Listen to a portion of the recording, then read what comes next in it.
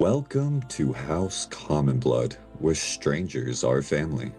Every episode contains graphic content, including, but not limited to, copious amounts of blood, unnecessary cursing, death of all ages, be they infants or immortals, fantasy drug use, nudity, mentions of sex, and sound effects of various qualities.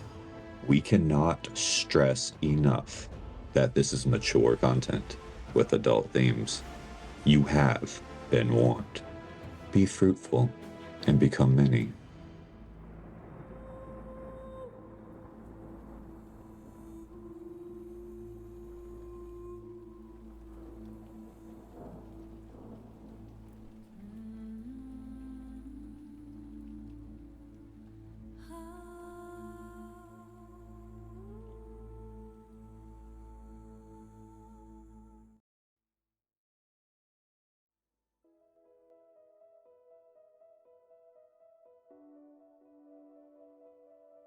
All right.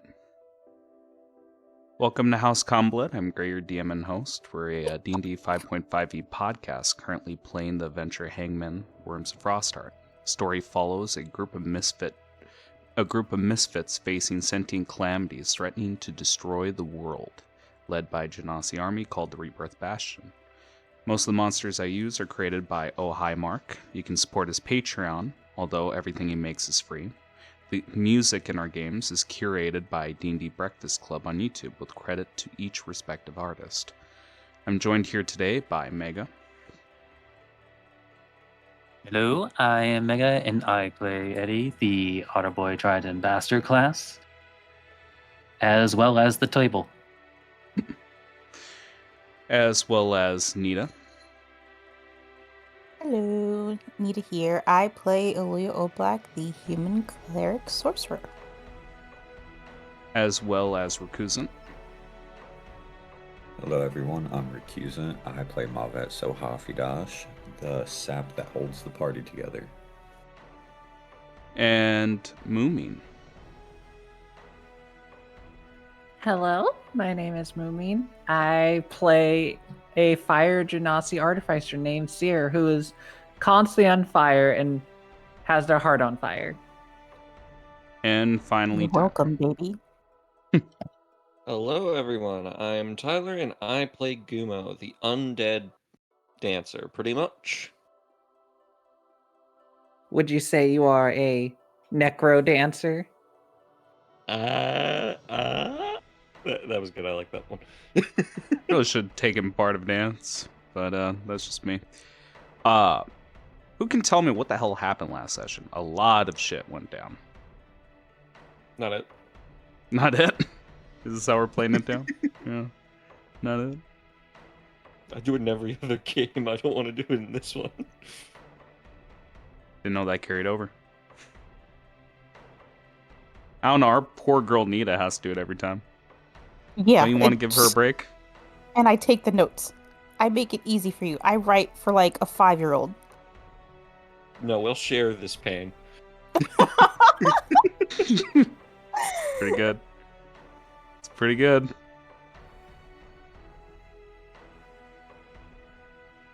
What's the money situation with this one?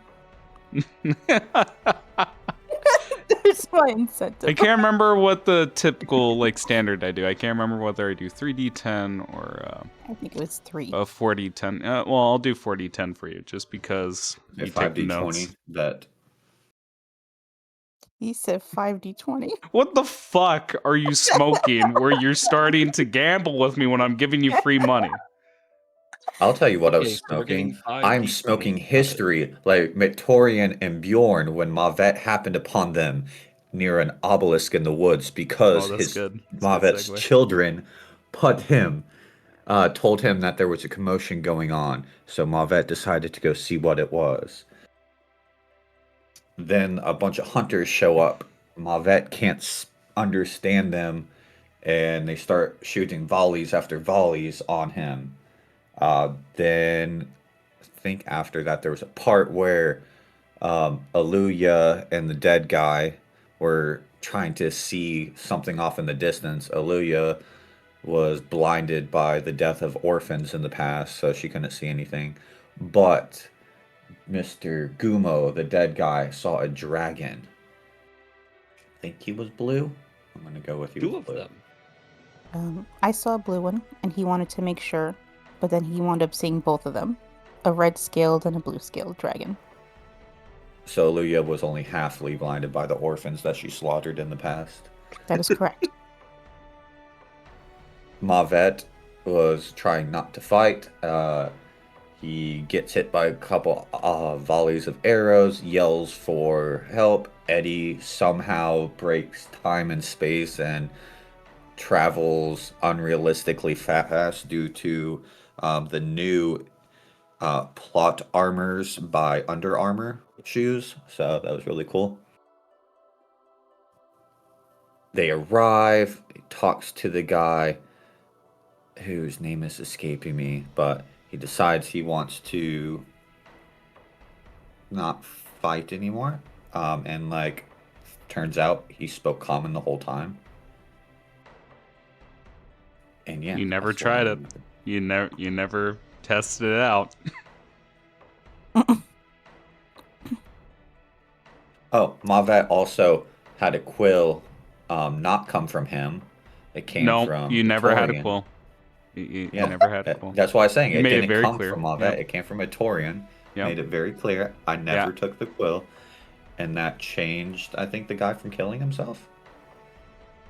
Yes, because you didn't hold on to it. You didn't have it on your person. You didn't have control of the quill. Which I think at the end of the day is just a boon to all of us. Also, We went over the giant getting shot in the throat, right? Yeah. Okay. And then before some stuff happened, we do notice this decrepit-looking tribesman, but Ilya couldn't figure out what his deal was, but it turns out it was actually Kamilu's father, the chieftain, and he pretty much released Nereus in a ritual called something birds, crows, Right of the Rite bird. of the Bird. There we go.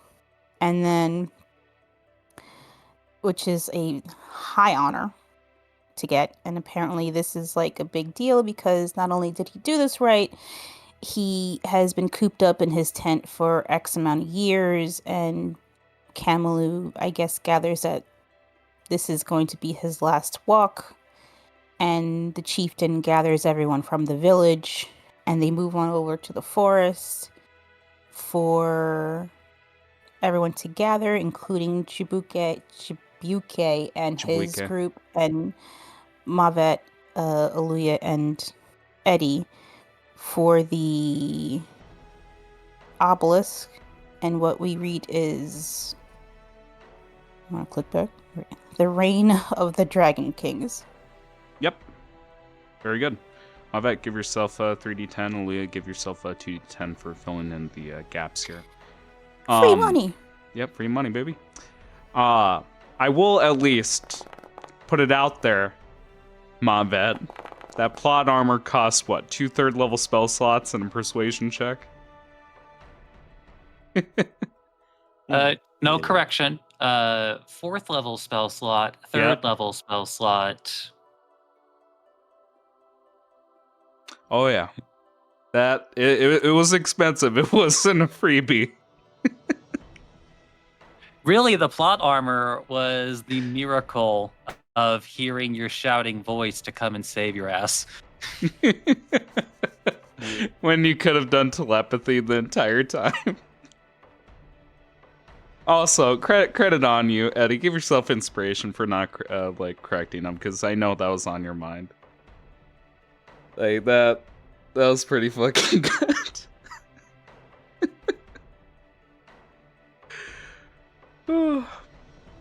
God damn. All right. That fills in our details. I'm going to be talking for a little bit here, so I'll at least give you guys a refresher on our history lesson here. The DM talking. Yeah, I know. I Blah fucking hate it. blah Ugh. blah blah.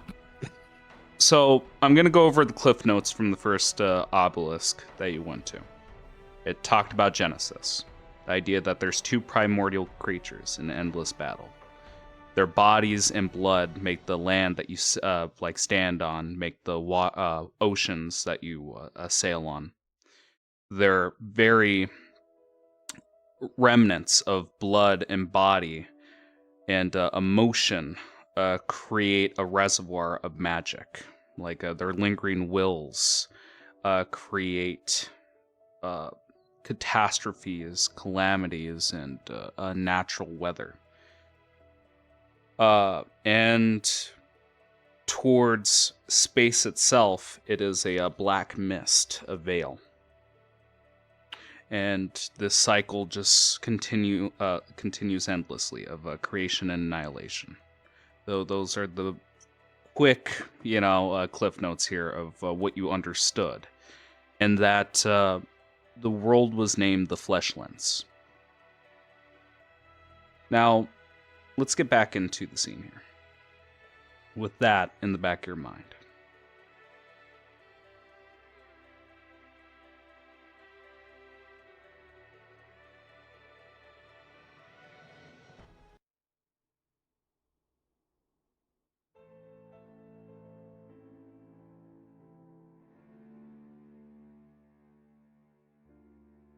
One more.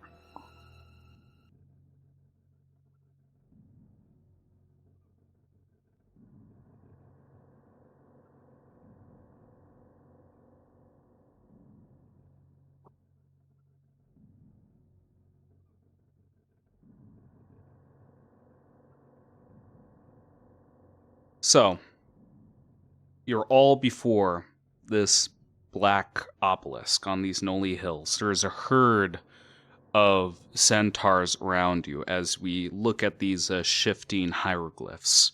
In the distance on the mountains, you see on each peak like two dragons.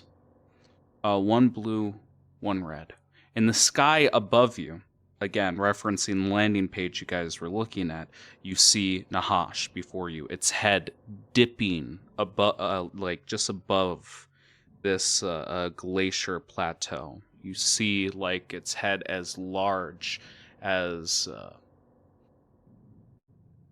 I don't want to reuse mountain, but is Titanic, is one of the largest things. It blots off like a third of the sky as its head is dipping down, almost as if it is also part of the audience. It restraining its cries as meteors are showering from the sky, hitting its body. The sky itself is red and bloody. The clouds itself are like a pitch black smoke. We look at the obelisk, and it reads, "The Reign of the Dragon Kings." We see the world of the Fleshlands and its scent of death drifting across the black mist. It heralds the arrival of what looks to be a large serpentine dragon. Again, like as we go along here with these images, there's primordial being written down. It reads, Archdragon. We see it being a timeless serpent seeking a home for its progeny. Though benevolent, its power has wreaked havoc on every world it's touched, leading it to this ruined realm of the Fleshlands. Here, the Archdragon wove islands from the blood of the Titans and the Daemons, the Endlings, birthing scaleless dragons, raw beings of pure power. The first war began as a few of the remaining Endlings sought to annihilate these fledgling dragons. Hundreds perished. But the Archdragon gave 8 children protective scales of unique hues, granting them a chance to fight back. Each child bore a unique hue: red, orange, yellow, green, cyan, blue, violet, and finally, one color that is unseen, color beyond mortal comprehension. Yet, even they fell. In desperation, the archdragon sacrificed its most powerful weapon, its fangs, creating 9 arch thrones from its fangs, monuments of raw magic imbued with the will of the slain endlings. The enchantment of the thrones are directly linked to the life of this archdragon. We see a tether from each of these thrones connecting to the servant from the hieroglyphs. So long as this creature lives, so will the power of these arch thrones linger. The scaleless dragons, desperate to survive, turn to the only source of power available, the corpses of the endlings. They consumed the flesh of these ancient foes. They grew in strength, but also inherited the consuming emotions, rage, ambition, and cruelty that had once driven these endlings. In their madness, these scaleless dragons desecrated the bodies of their kin, tearing the sacred armor from the fallen champions, claiming it for themselves. With the stolen power, they conquered the remaining endlings, finally securing the fleshlands as their domain. Thus, the Dragon Kings were born, each seated upon their arch throne, the fulcrum of their rule. Yet, peace was not their destiny.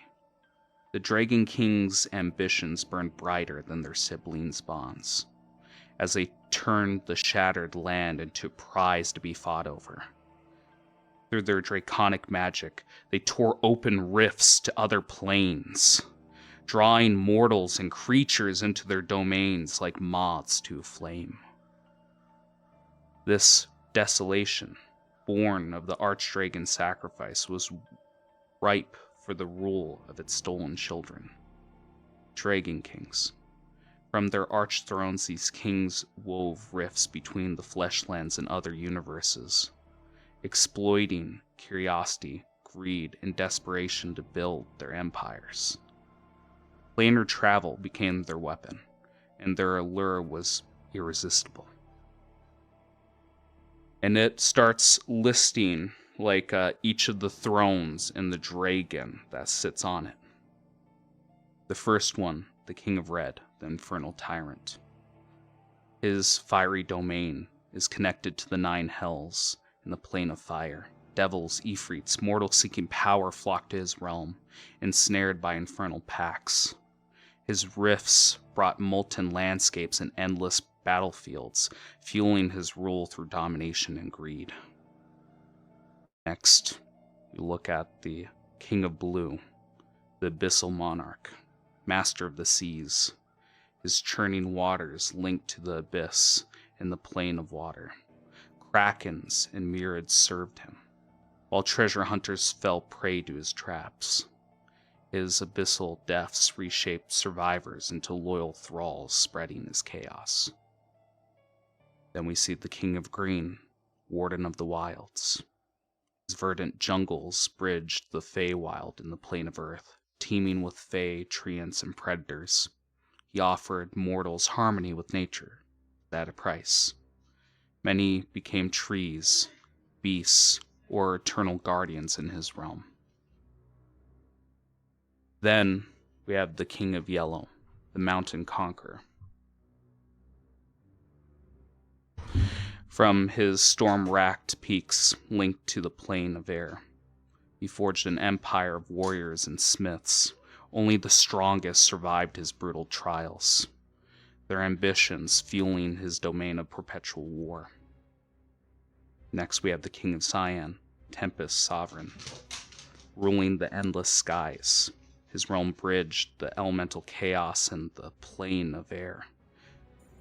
Jinn and storm elementals answered his call, while mortals drawn to freedom became slaves of the Tempest. Then we come to the King of Violet, Keeper of Shadows, his nightmare domain tied to the Far Realm and Shadowfell. Tempted scholars and seekers of forbidden knowledge, aberrations and shadowy entities thrived under his rule, while mortals lost their sanity to his labyrinth of madness. And finally, we have King, the Unseen Color, Dream Master. His domain is incomprehensible. It spans over the dreamscape in the ethereal plane. Dreamers and wanderers, lured by visions, become lost in his malleable reality, consumed by the paradox of his rule. And then we linger on a ninth throne, empty. There is no king. There is no one. In fact, the other 8 look at this throne, greed in their eyes. And we start to see the obelisk, the hieroglyphs begin to die, and the stone to become stagnant. There is no more visions.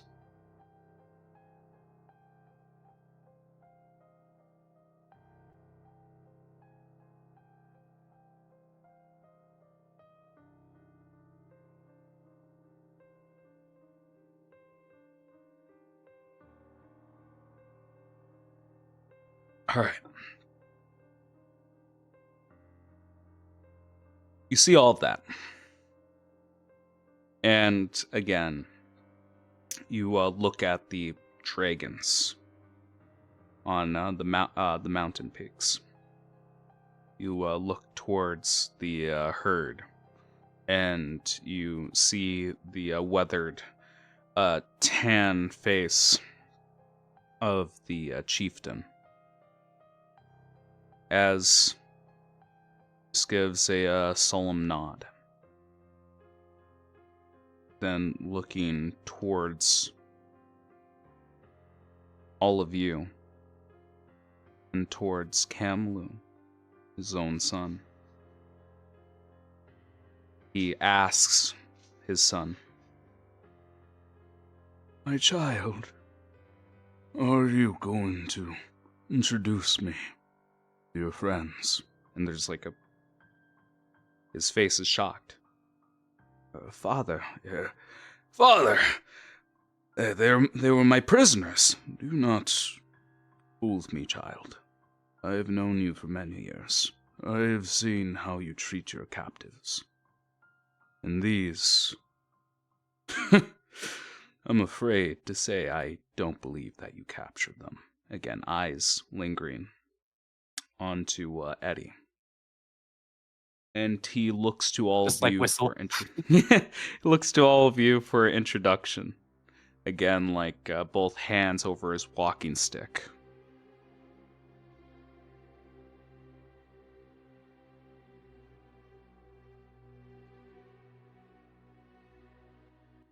You can just call me Eddie. Then eyes shifting to each one of you.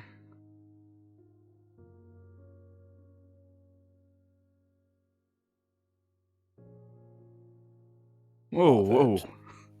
Not everyone at once. Gives a nod to the tree man. I forgot I was muted. Yeah. Muted. It's so good to meet you, Muted. No. Sorry. My name is Oluya.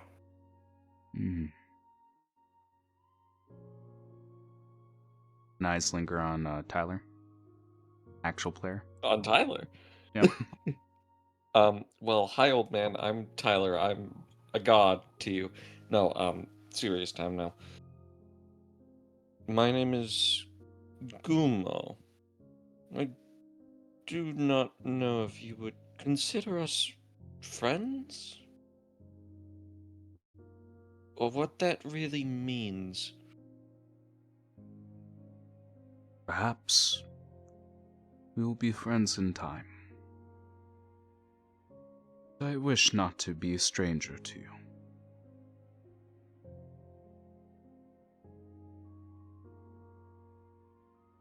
And finally, towards Moomin's character. Which one? I'm joking. Jesus Christ, you're 1,000 miles away. Oh no, I thought I fixed this. Give me one moment. No, you're fine.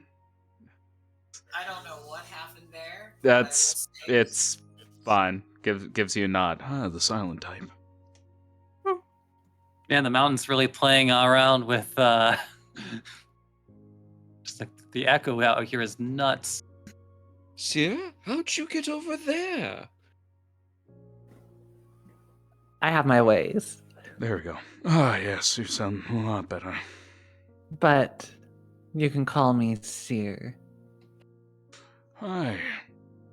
Dear. God-gifted, are you? And gives a nod. I've not seen many of you in these lands. It has been too long. We've lost our roots, and we hope to join your kind in the future. And gives a nod. With welcome arms. I am Jarek. Jarek Swiftneck.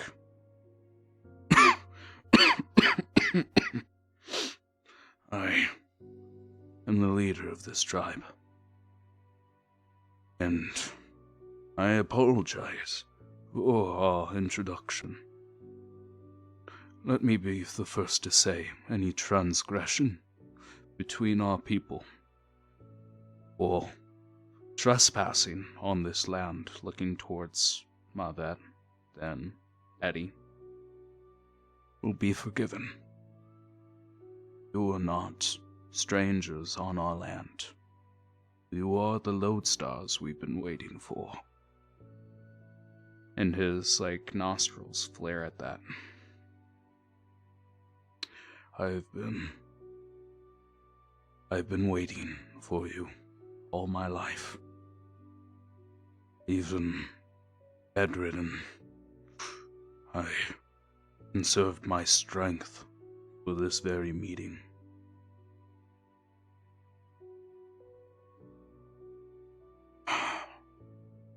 Before I go on, is there anything you'd like to ask me?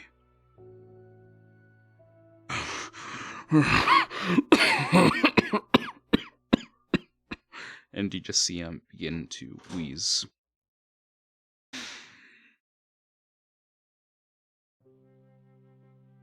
I mean, what do you mean by you've been waiting for us all your life?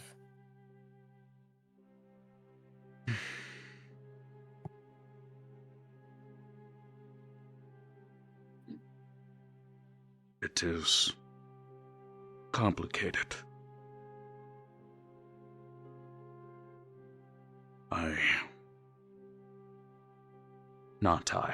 Our tribe has a prophecy, and within that prophecy, we were to see the lodestars of the new era, the ones to guide us through the calamity.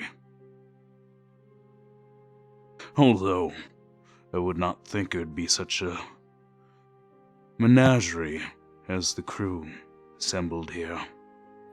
Again, looking at the Genasi, the undead, and the otter. Ooh, hard R. How North dare you? tree.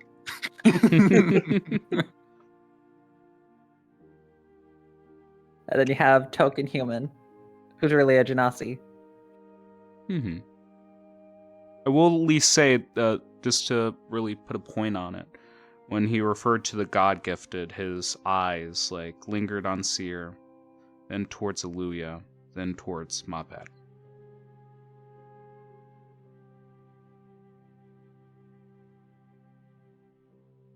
Then, looking to the rest of the party before he begins here.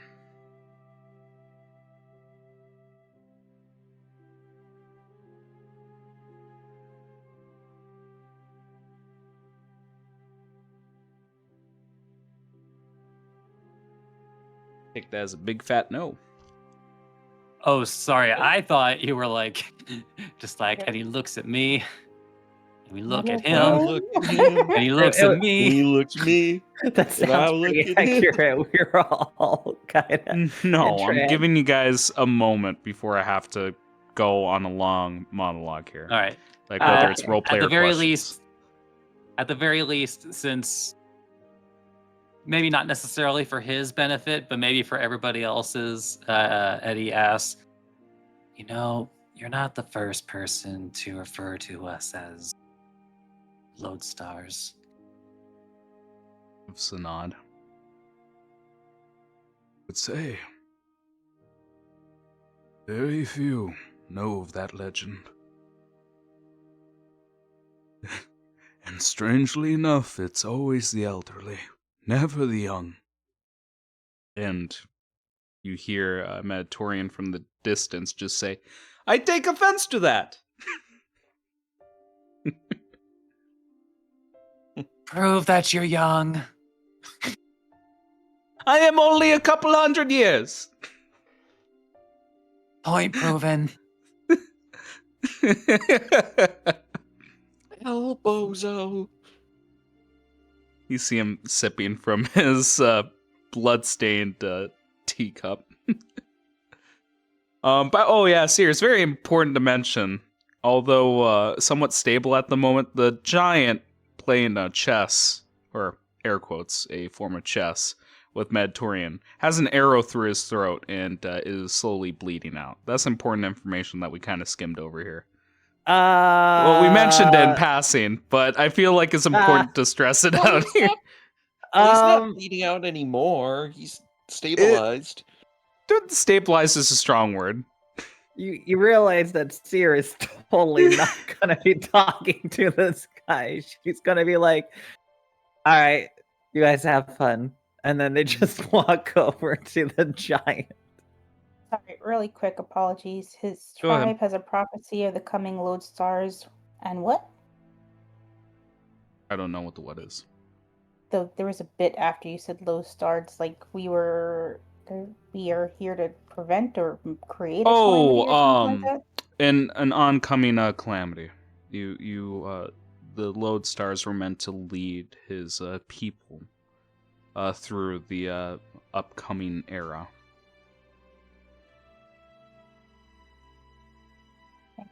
With that said, though, Seer, looking, eyes widen, looks to the group and goes, "Give me a moment." Gumo's gonna follow behind, not because he wants to help, but because he wants to check and make sure whether or not the giant dies. Oh, nice. Not on my watch. Okay. Yes. So we'll say two of you depart, and we'll have two consecutive scenes here, but we'll continue with the elderly man. Then we'll move to the two helping with the body of the giant. All right. Anything else from Mavet, Eddie, Aluya?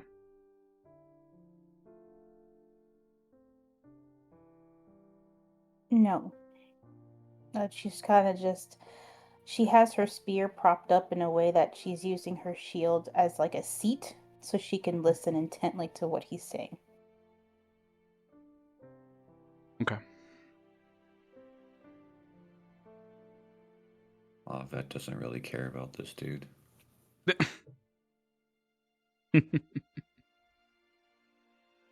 Understood. So, Mavet, please pay attention. This might be relevant to you.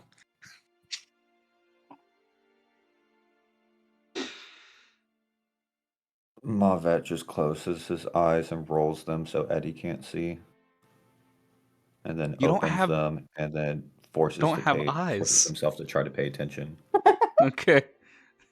You see smoke just twirling behind Okay, that one. okay. Mavet's no eyelids. I think Eddie would be the only person to recognize that because he knows how smoke moves. Hey, that was intentional.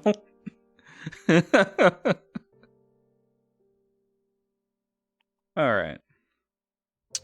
You stand before Jarek. and he has a wheezing fit. And he begins to go on. It is passed down through oral tradition, many stories, that you would come to us. You figures, licking each one of you that are here. I know not of what tragedy will befell us, but it will be the start of the end times. What will happen close to these days will change the world, fracture all of us. An event to mark a new era.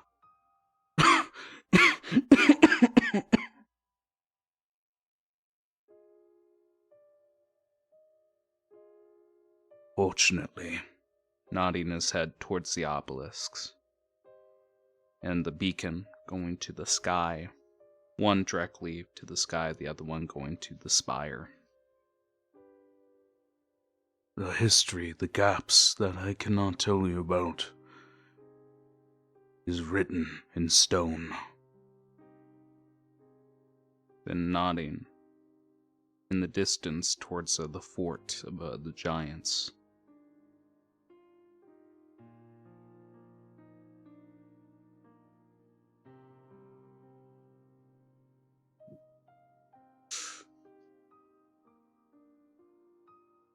Let's focus on the other two for a moment here.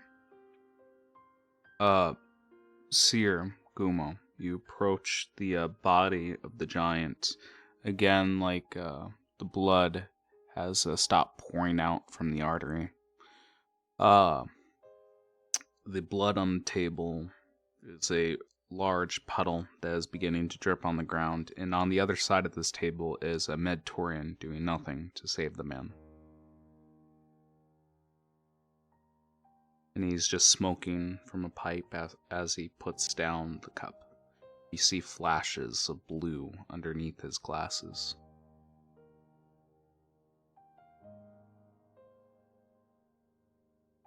So what do you do? All right. So, You Gumo. switched again. Oh my gosh, this makes me so annoyed. Give me another moment. Hmm.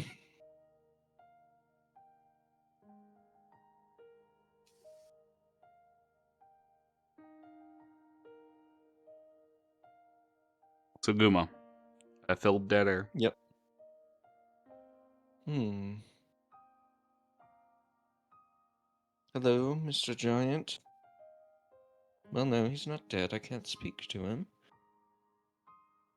His eyes closed, and you see movement underneath the eyelids, the eyes moving.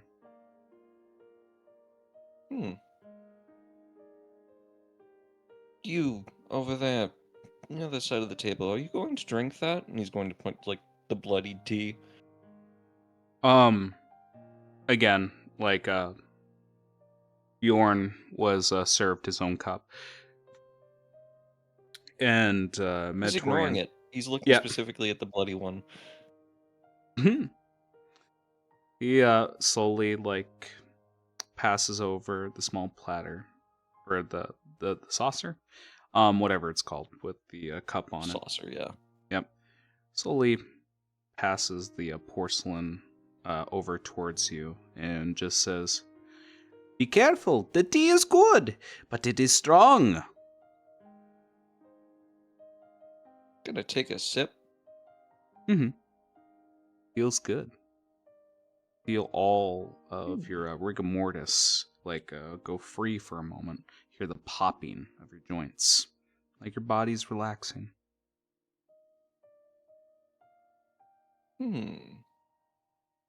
I did not. I have never tasted this before. What is this? This thing. It is my own herbal tea. It is out of this world, is it not? Hmm. For a moment there, I did not feel that tightness in everything that I have felt ever since I came to be. It is what I do to watch tragedies unfold. It helps relax the mind. You need something to relax you to watch a tragedy? Yes, it is the only way to observe every detail. Hmm. If it is not too much to ask, how do you make this tea?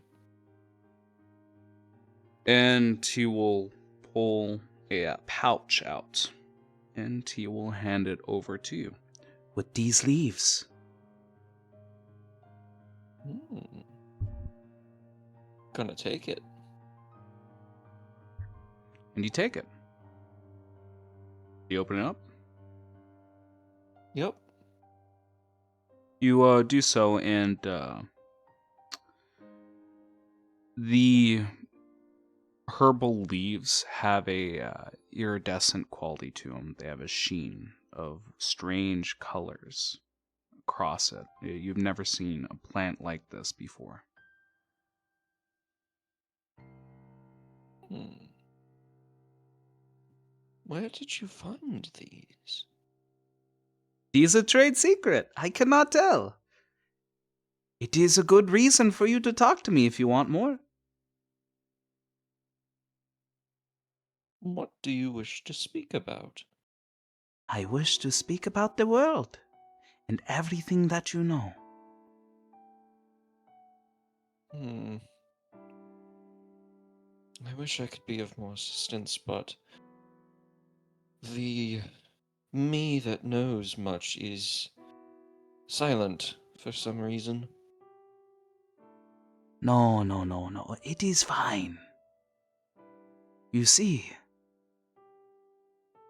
the world, it is changing.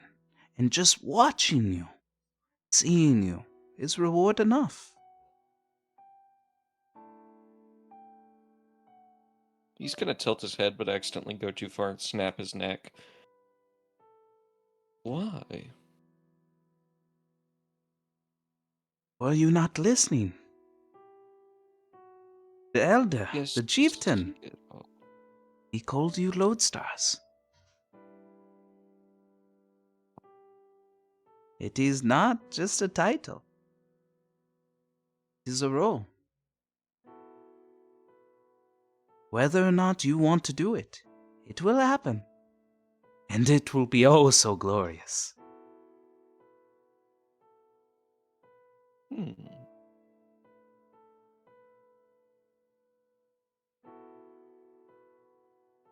I'm going to go over one more thing, then we'll ship back to you, Moo.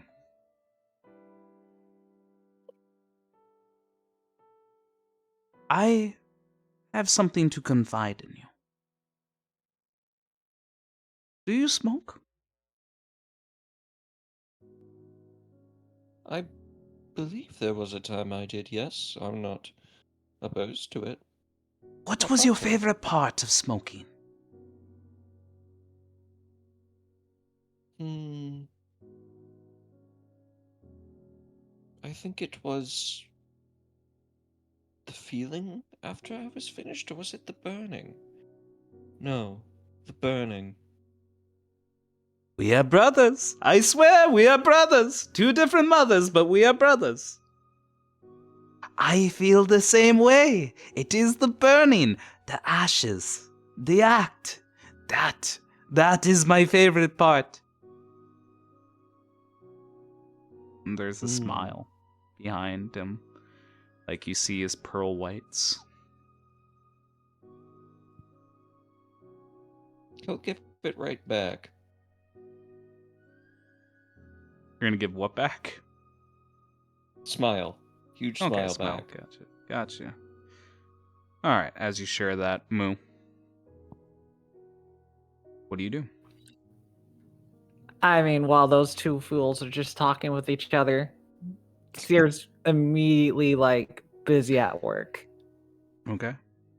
Like what they're doing is they're assessing the wounds. They're doing rapid checking of like how severe it is, what they can do, what spells they need to like throw about. And since they have, a doctorate background, they could very much just start patching up if they need be. They also have the capabilities of stabilizing and keeping someone from just dying. But it is a giant. That's what makes it tricky. This Make would be me a officially their medicine biggest check. giant. Will do. Let me take a look.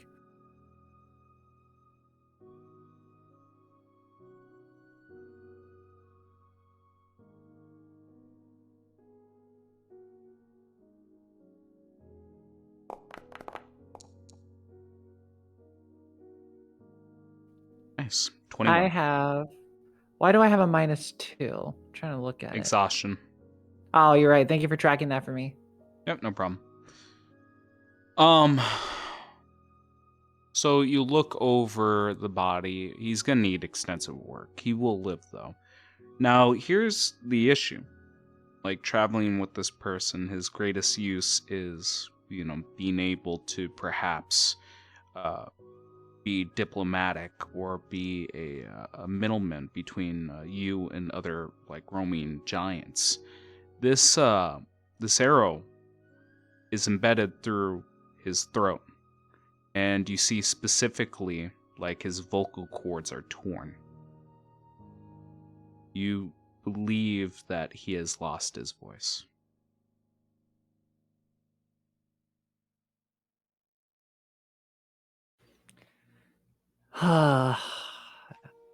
I wish I had the capabilities of doing this, but it would require far more practical hands and the time to be able to do such things. Mm-hmm. If I had an assistant that was as capable as I think I could jury rig it in some way. Then again, Seer digs through their bags of things and trying to like figure out jury rig, because one of the things that they possibly could do, it wouldn't be immediate, is possibly create a voice box for this man. But the problem is it's less of the capabilities, it's material. Give me a history check.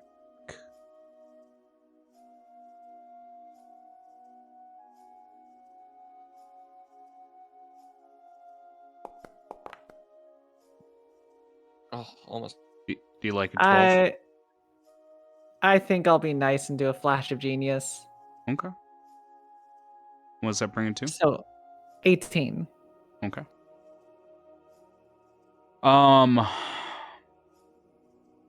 DC was 15. Not to dissuade you from what you have in mind, but to provide an alternative like vocal cords. You feel like you've talked about vocal cords recently. In fact, you've seen them recently. Where the hell did you see them? And then you get flashes of your steeds, your hippocampus, along with everybody else. These creatures, strangely enough, would be a source to gather like a dismembered, good quality vocal cord, strangely enough.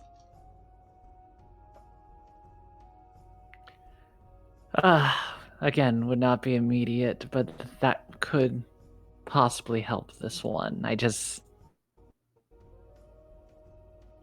would have to be when we're closer to be able to acquire their assistance.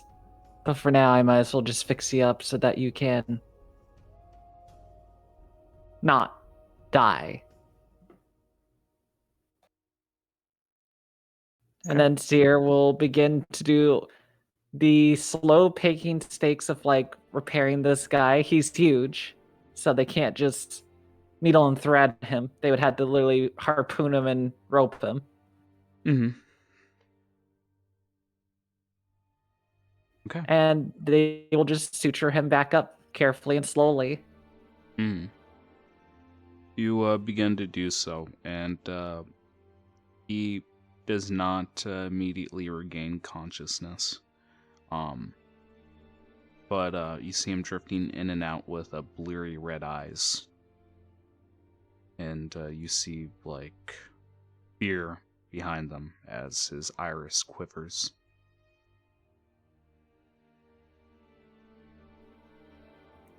We will take responsibility of whatever has happened in some ways to you. And we will do what we can. I will fix your voice. Though you might not sound the same. Hopefully they don't grab the feminine willies versions of voices. Okay. You know damn well it's gonna happen now that you just put it out there. I mean, better than horrifying heavy metal voice.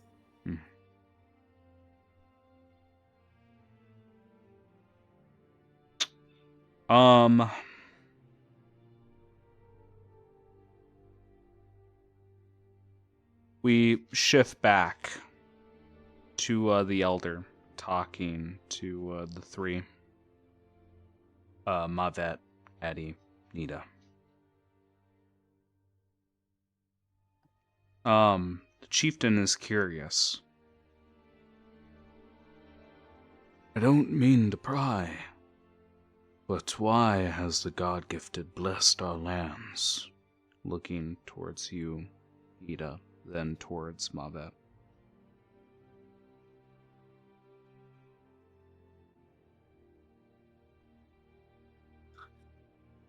Well, I don't know if I'm quite gifted, but I mean, I came to be this way because things happened and I trusted the wrong person, but I'm here to help as much as I can because these are my friends. Gives a short nod. It is quite progressive of you and your allies. I have heard from the outsiders that they distrust your kind.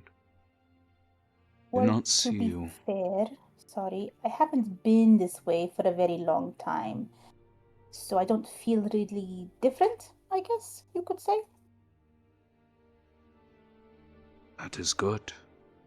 Means that as you were in life, you were as a guider.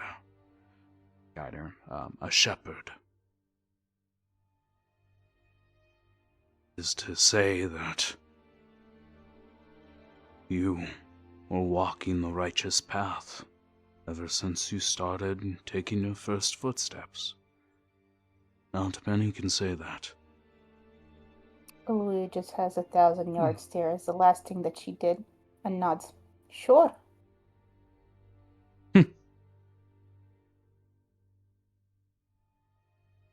Then looking towards Mavet. What's Mavet's disposition? Mavet's currently just thinking about this kid, so he's kind of like out of it, making sure that trying to think, are they okay? Have they been spotted by everyone?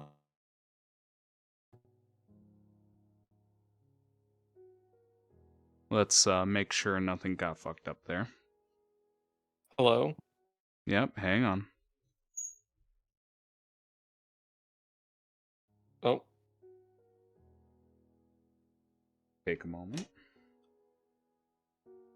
can you all hear me? No. I can hear you. Oh, god damn it, stupid fucking internet. Okay, so we can hear him, but not the other. Yeah, it's fine. No, I could hear you fine right now. It was just for a second there you went robotic. That's, again, getting back the momentum. Fix the issue. Discord disconnecting on us. Double check the stream before I go on here. And okay, all good. So, where the hell was I? Yeah, Mavet. Yep. So he looks towards. He looks towards Mavet.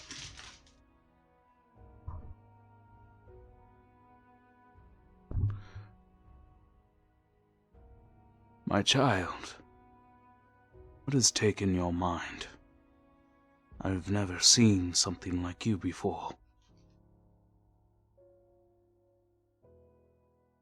Not many people have, and I've heard that multiple times in recent memory. Perhaps I'm not meant for this world, but I'm starting to believe maybe the world was meant for me.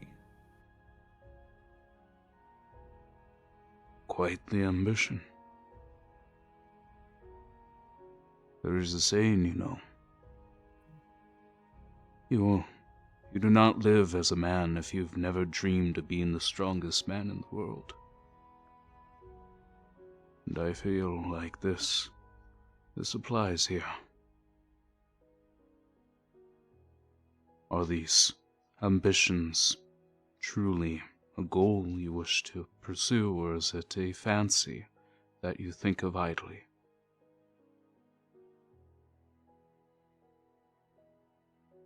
I believe many different people have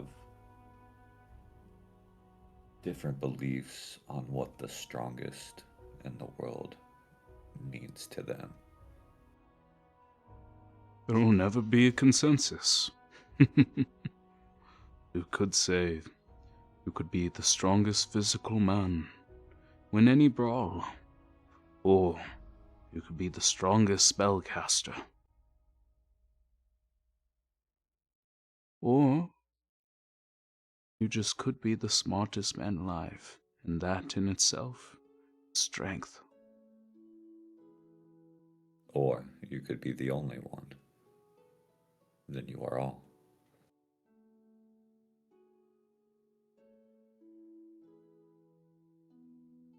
Malvat catches himself for a second.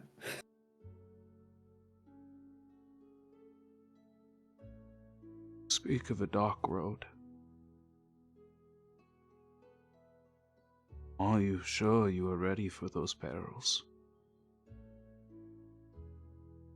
Have you the apathy to walk a road of corpses?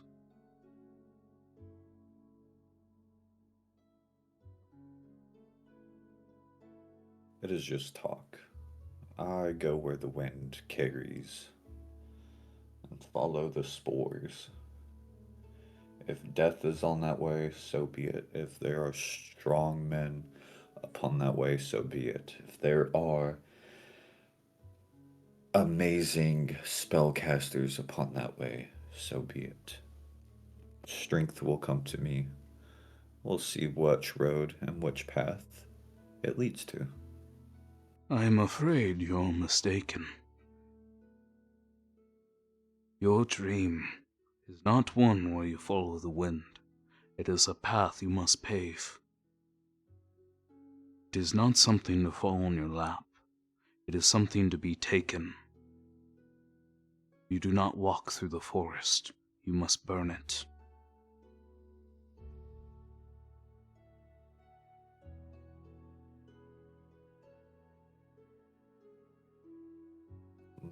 Malvat kind of like steps back from that as he's just thinking to himself. If we remember when he got introduced, beware the cleansing fire, and that's sending like having a flashback to him at him mentioning that.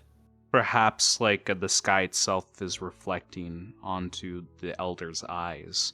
You see within the gloss the fire, the red, the crimson, and you hear the crackling within your ears. And as he bores through you, he just says, "What is wrong, child? Do you not have the courage to walk a path that you fear? Is there something that scares you within the dark?" No, nothing scares me. I'm not so sure about that. If you can think, you will feel primordial emotions in looking towards the obelisk and the others. I know that for certain. It is within our world, within our blood. If you think, you will feel.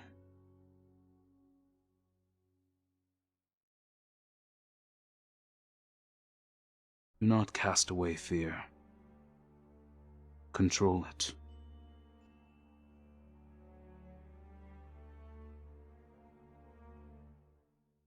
I appreciate the insight, but I'll do what I want.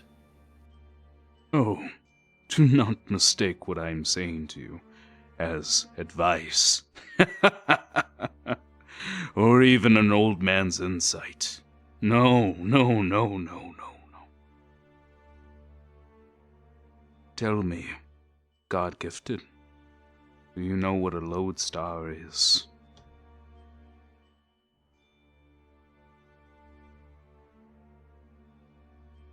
Malvet will turn to Eddie.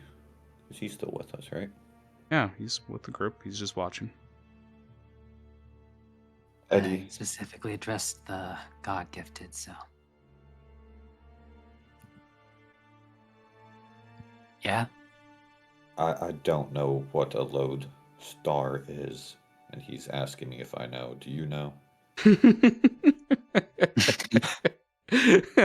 Well, Mavet, it is someone or a thing that's like a guide or a Hey, inspiration of Aluya? some sort. Aluya? Yes. Yeah, I was talking to Eddie.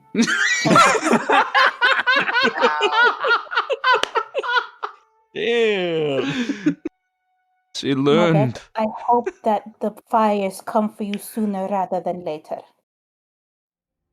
She is a wise one. She is studied under the scholar Google.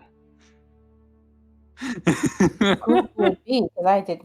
Yeah, I had no idea what that word Are was. they the god of not taking their turn and talking? Oh, I took my turn. I waited, but you seem to have Jesus! had a moment of slowness, so I Malvet was knows helping many you. letters now. This is an A and B conversation. You can see yourself out of it. I may be on fire, but I can feel that burn. Holy shit, man, dude. You. God damn.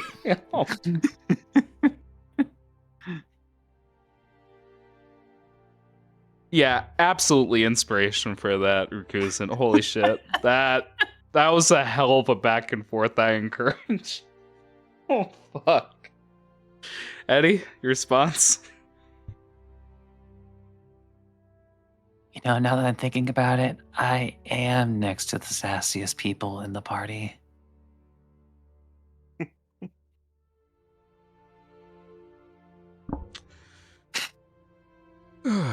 So, but she is right, Mavet.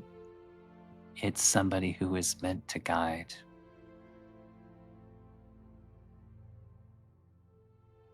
Thank you, Eddie. I appreciate you confirming that. And while, Aluya, you spoke out of turn, I do appreciate you attempting to give the information, even though it wasn't warranted from you. Progress. Understood.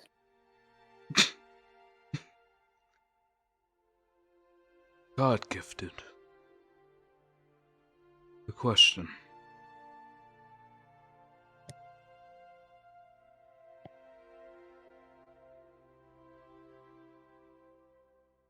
Which one?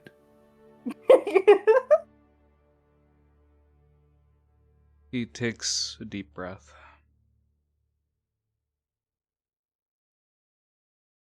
You see, I say to you, as a warning, because you are Lodestar, you are no peasant, you are no ant in the grand scheme of things.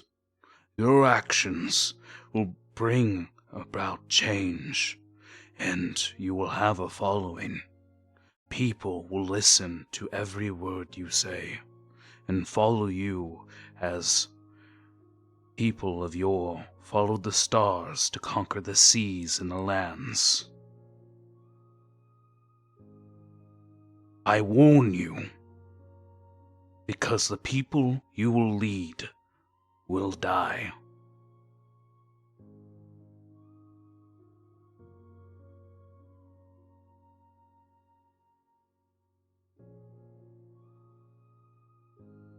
So I ask Death again. begets life. So I ask again. Do you have the apathy and conviction to walk on a road of corpses?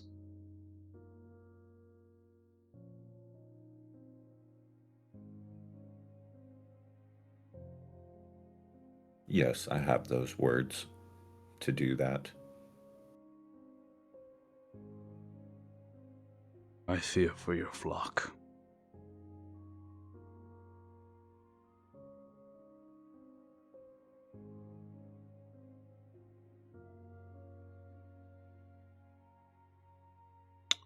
He will go over to Nita. You speak of trust and misgivings. You speak of lies and backstabbings. Yet your group, albeit with its dysfunctions looking towards Mabet, you appear to trust these people with your lives.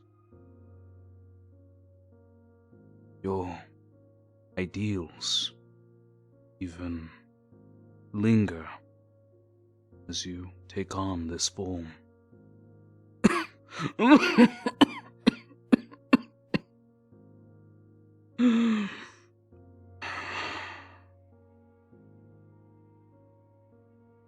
I must ask you, why do you travel this path? Why? Why do you make your footsteps?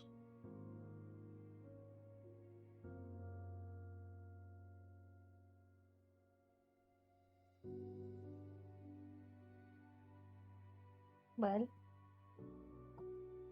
my life before was not quite what I expected it to be, and I came across this group, and we've gone through a lot, and I could see nothing more than to walk beside them even more. What is your light at the end of the tunnel? I see your current circumstances. But what drives you? What is your goal? I cannot speak for anyone else, but for myself, That is why I ask you. I want to prove that I'm more than what people expect of me. You are much more than anyone can expect.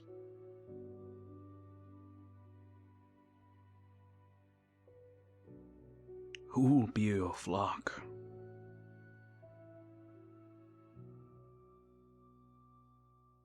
My flock?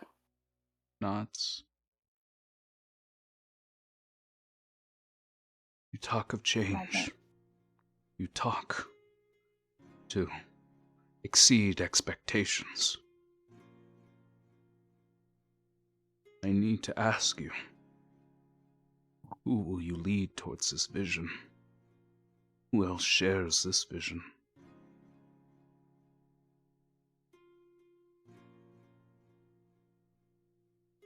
I'm not leading.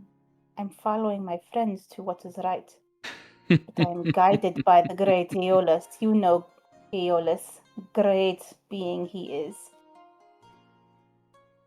Aeolus.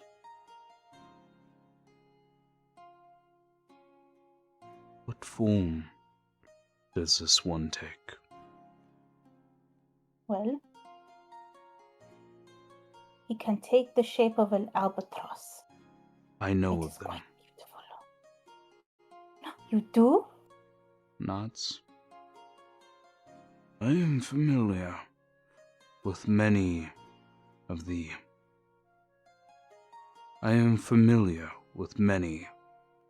God-gifted's forebearers.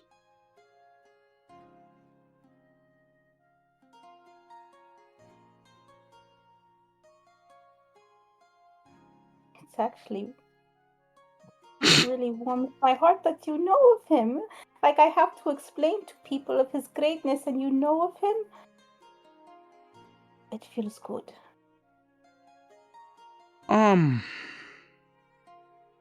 Just because I feel like you Are may you about not to have. shit on my god?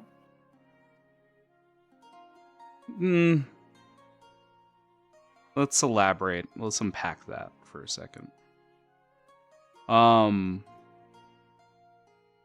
Give me an insight check. Second to figure out where this thing is. Think this is it? Yep. And you said insight. Mm-hmm.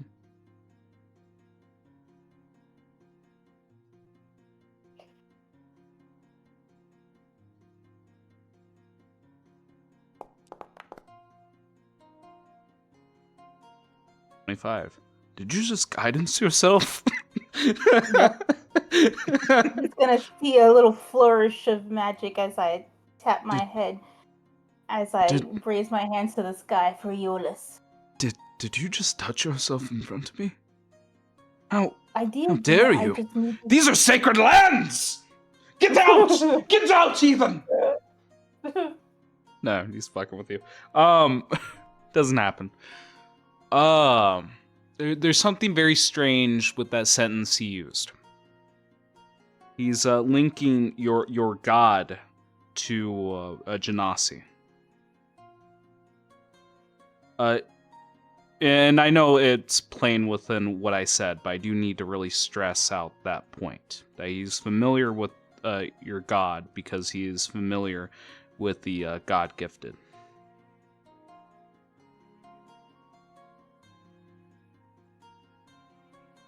She will take that because there's nothing in her mind that will dissuade her of his greatness.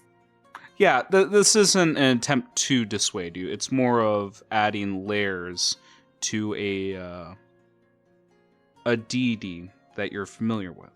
Adding new information, regardless of whether it's correct or not, is besides the point. But at least seeing a different perspective of them. And he wasn't rude or anything, but she'll take it and just kind of nod kindly because, he knows of him. Yes, they are powerful. I see them on the horizon from time to time. They help guide my bones. You don't know whether he means his literal bones or if he casts bones. Knuckles.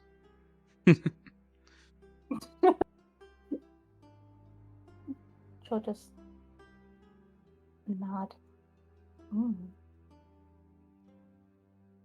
Then I think you are mistaken. I don't believe that you truly understand your own goal. You give your body and mind to your... Trying to think of the proper term here, considering your race. To your watcher. Then, that is it. You follow the winds. You follow them. And there are people out there that chase storms. You will not walk your path alone, and regardless of whether or not you think yourself a leader, footsteps will be followed.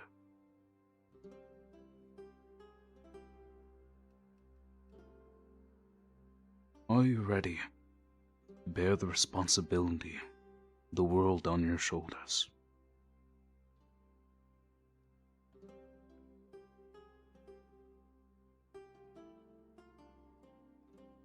Honestly, no, but I think I could get there. That's a lot. That's heavy. That's quite the deal.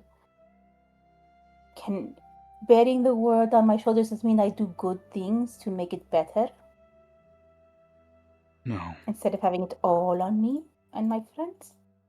It is deciding who lives and who dies.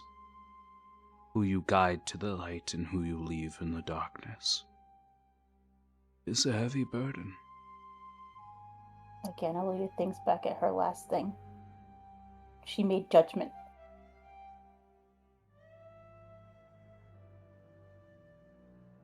Indeed, it is. Who you cleanse with fire and who you heal with light is your choice.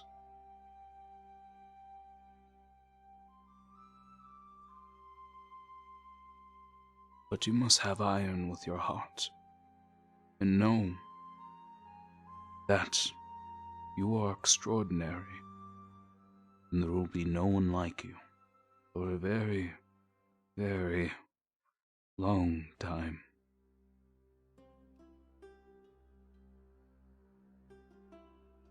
Well, I could say that I'm very fortunate that I know two people that steer me in the direction that I need. And she looks over at Eddie and kind of across the way at Seer. Seer's covered head in tone blood because of this giant. She It's got goes, actually a "Man, horrible smell. blood looks so good on her." I was gonna say the same thing. She could really pull off that blood.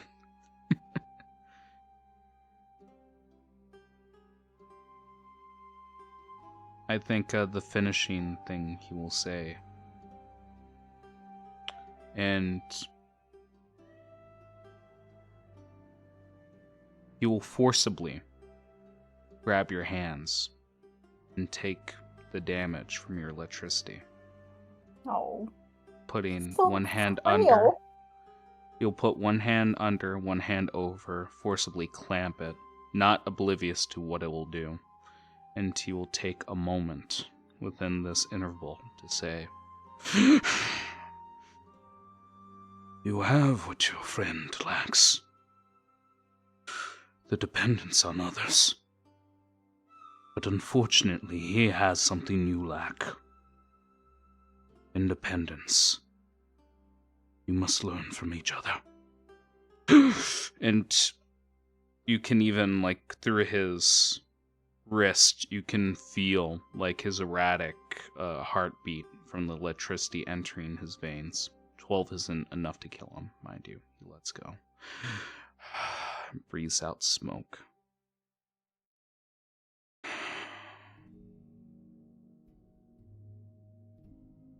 Then, Kind of gives him What? this look of like she understands and that also she's really sorry for what she just did to him, even though he did it to himself. I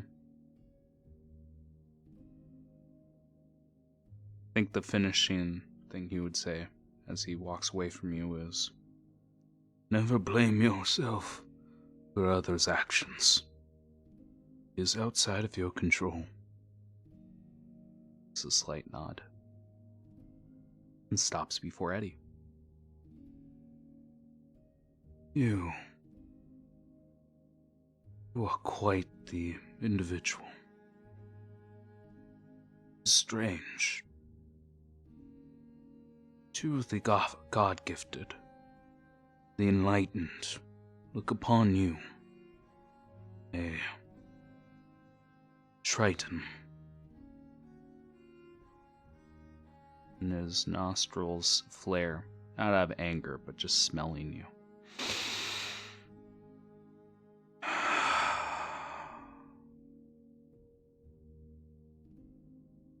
You smell of smoke.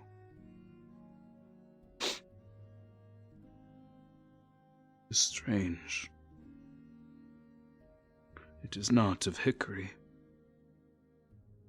Yet, I feel as if I've smelled this before. Where? And you see him scratching at his chin, then shaking his head, clearing his thoughts. Eddie, who are you? Or God-gifted look upon you for answers?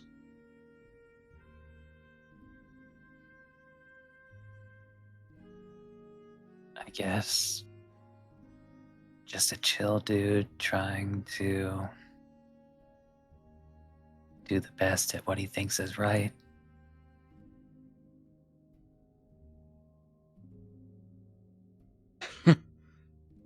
You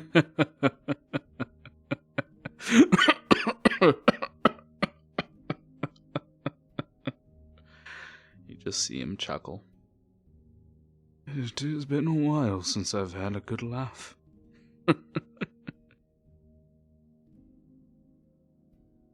I do not mean to tease or to mock. It is just the simplicity with it I find shocking. You're something else. Let me ask you. You've heard me ask my questions to both of your friends. You know what I will ask of you. Answer me.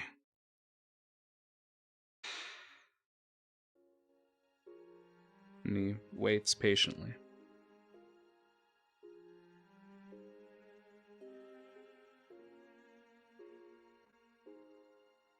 Well,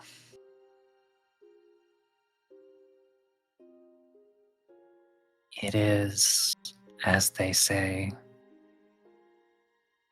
some people are born great. Some of them achieve greatness, and then some have it thrust upon them.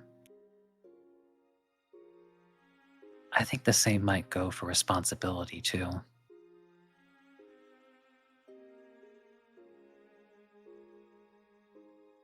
Whether or not I'm ready, at the very least, I'm prepared to be ready.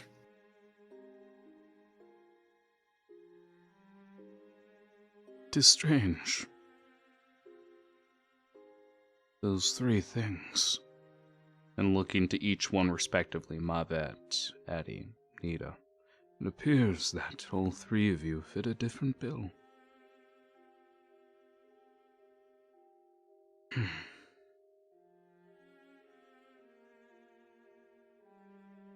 I'm gonna backtrack. You wouldn't say Bill. It appears each of you would fit one of those archetypes.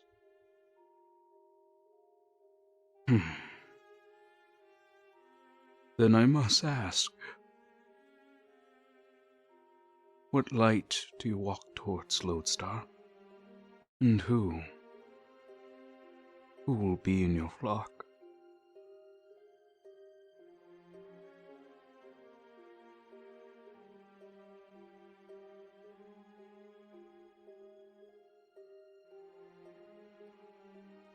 Well,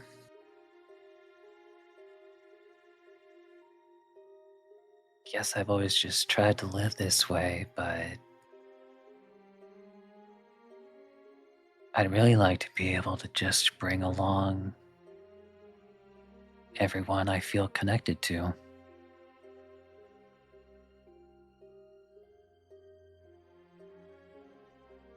Ideally, I'd like to leave no one behind, but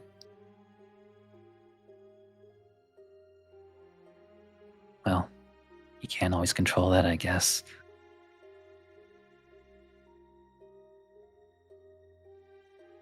I'm afraid not. It is one of the things that will occur as you lead the many. It is some of the toughest decisions you will have to make, or even the consequences that you will deal with your actions.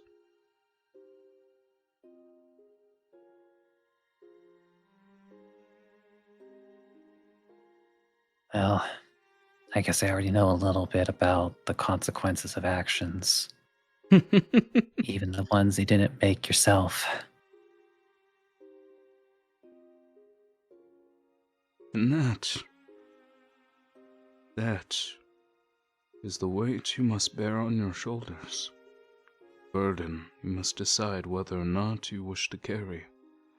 How many times will you be held accountable for someone's actions before they are cut away? Just No as... kidding. Flashback, flashback, flashback, flashback. Oli is in the background, just kind of fist bumping her chest twice and pointed to Eddie because he's a real one. He's a real one. Pow, pow.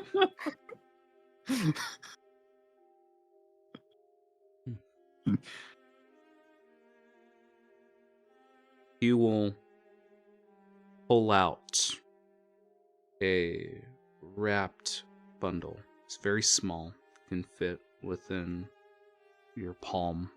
It's a bit longer, going from your wrist past your fingertips a few inches. And you will give a nod and hand it to you.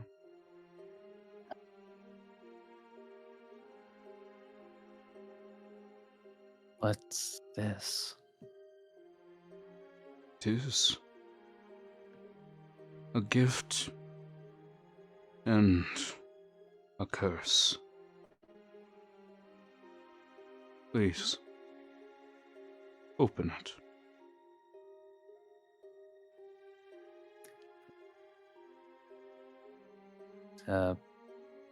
Takes his other hand and starts unwrapping it to see what is inside.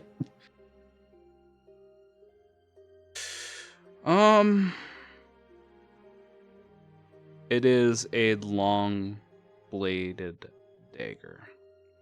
You know this to be a dirk. As you look upon it, it is...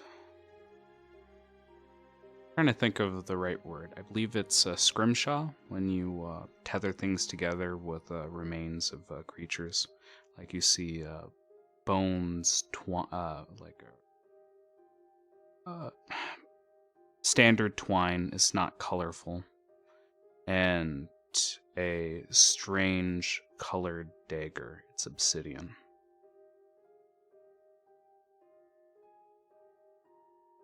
Tis a ceremonial blade. Like I said, you must decide what burdens you wish to carry. You'll have the weight of the world on your shoulders. Even a misstep will end your life.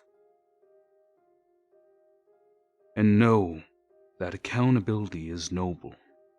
You must weigh your own life with the lives of your flock that will be lost in darkness.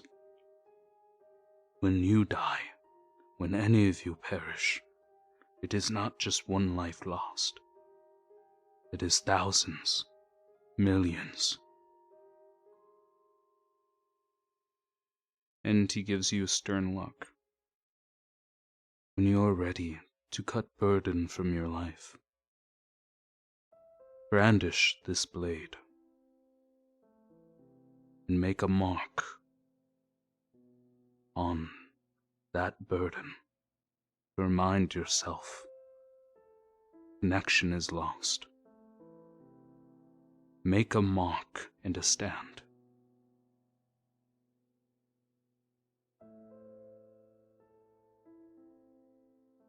I pray that it remains a virgin blade.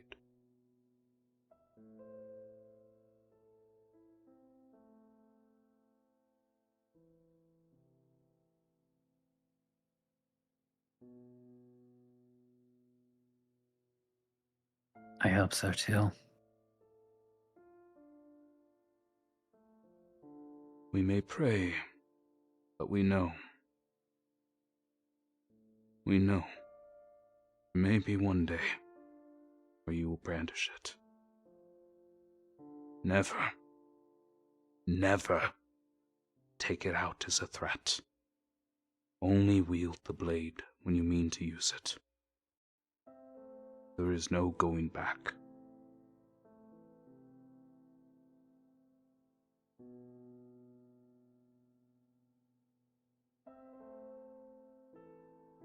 I don't do anything half-hearted. And you have a strange feeling, much like a lycanthrope or a vampire holding silver. You feel the blade actually slightly singeing your fur and burning your palm, and you hear the hissing of the smoke like it's anathema to your very existence, to your very power. You feel as if the blade does have a power to it, but you don't know the extent.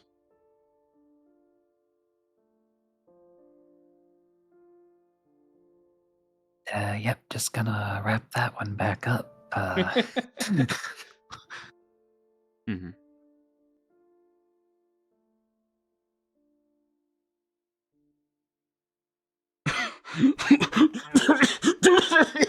And you see him coughing, hacking, and his hand becomes a blood slick.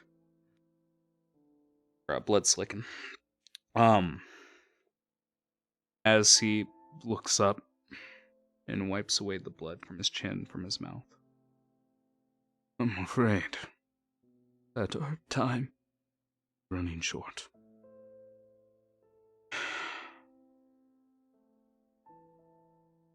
Is there any queries among your party? Before I do what must be done.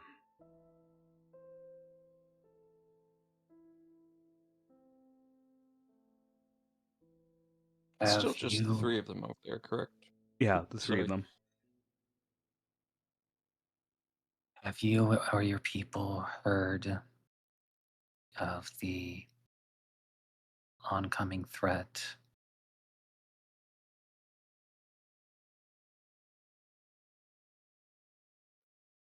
It pains me to say that you must be specific.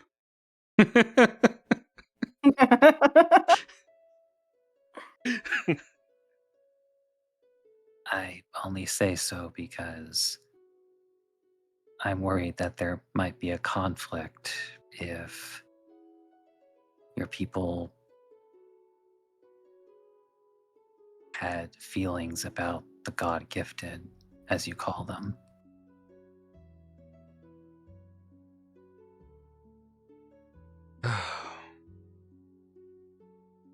Let me explain.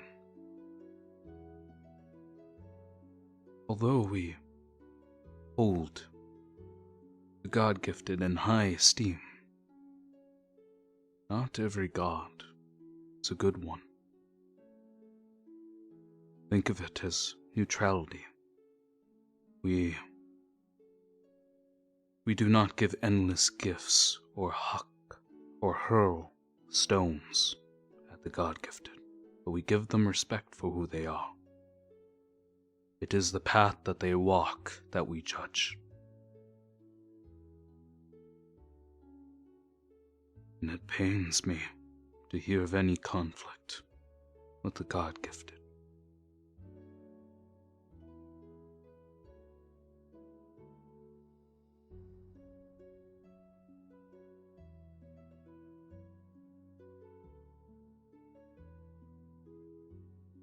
I suppose that's a relief in that sense, but do share your disappointment. She would too, but she's currently tending to his wounds. Gesturing over at Seer. I need not ask. They have already shown me their character. As he's watching you tend to a giant. As I said, actions speak very, very loud.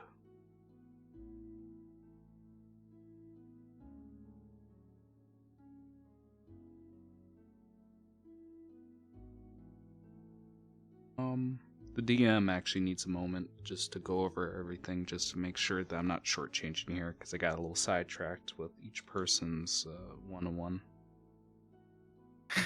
Instead of like a Shrek 2 moment where it just like dies, then back to life. Wait, and then dies again.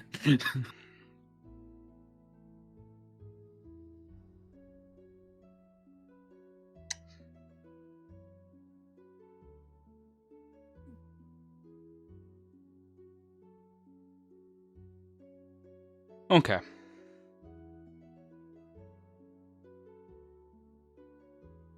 I think he would mention this, unless you have more questions here. He would have one little tidbit.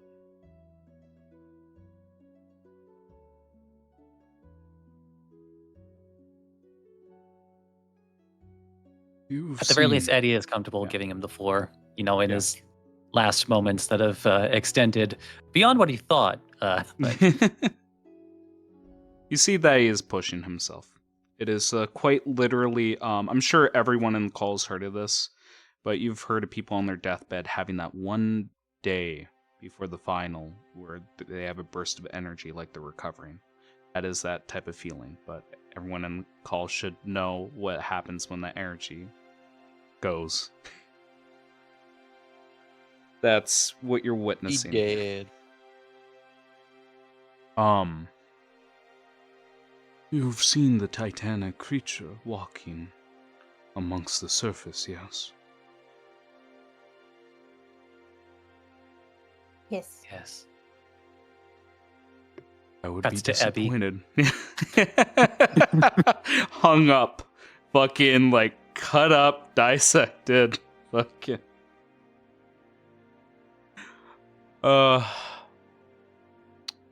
I would be disappointed if you missed such a mountainous creature. I know you've heard of him and their kind. Again, referencing the giants. And you know of the endlings and their kind. There are the titans, and there are the daemons. I must warn you that buried within these lands that was once a battlefield, the body of such a creature. I warn you, let it be. It must not be unearthed. You should not interact with it. Our clan has called it Elmrock. We have not seen the creature. We hope it stays buried.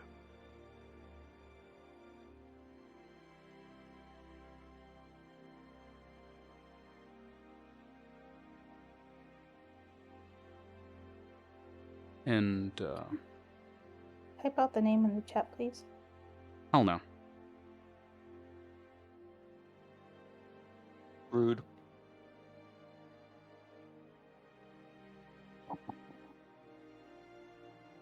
I was way off. Yeah, I know. This is how fantasy names go. You're never going to type them right.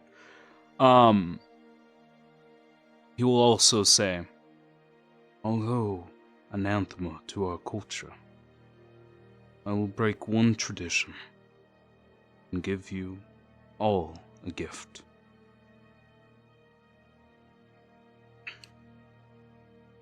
Because you have come to our tribe first, will serve as a boon for you. You must be wondering why we wear such strange fur. Referencing the giraffe pattern.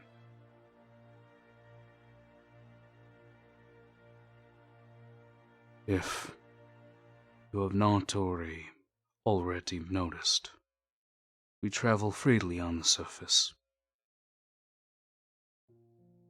The giant, Titan, Boreas, pays us no mind, for he cannot see us. As does the giantkin. I will offer you war paint, so you may travel freely, safe, across the surface. Mechanically, You guys will be treated as invisible against a giant kin.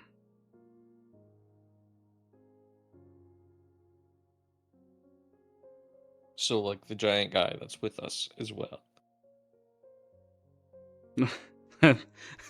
He's gonna be traveling alone.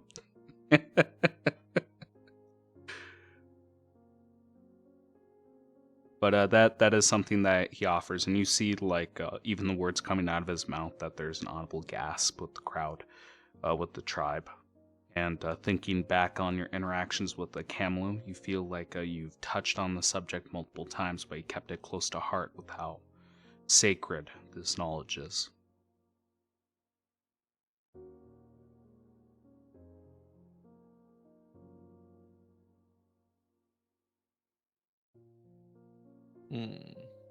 Well, we are possibly going to make our way in that direction. Might not be the worst thing in the world to have. I can tell you confidently, you will not walk alone. I can feel it within all of you. Each of you has a flock of different sizes, different groups, different people. They follow your steps and follow your wind.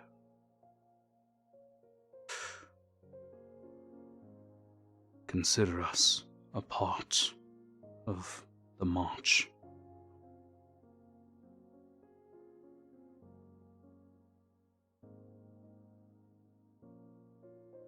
And he will be going towards his son, Kamilu, just listening to all of this in awe. You will go to him, and they share pregnant silence, staring at each other's eyes. And you see, like, Kamilu's eyes becoming bleary and red, like he's holding back tears.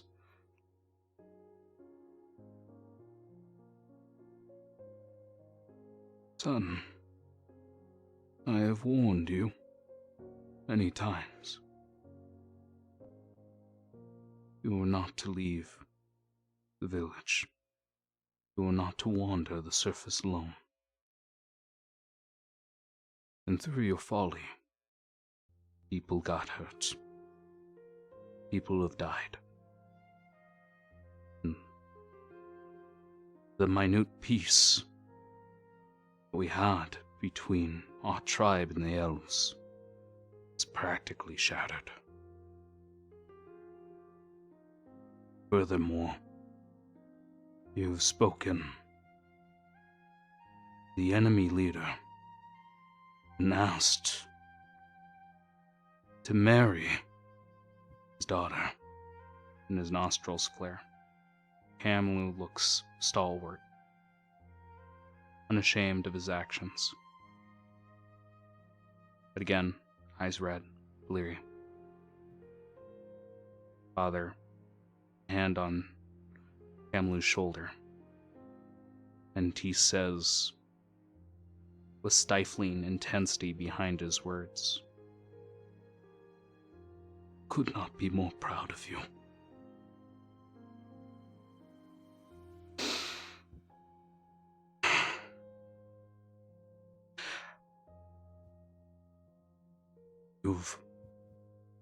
You've made yourself a man in your own way, albeit without the wise counsel of those around you, which I hope will look after one day and fix that weakness.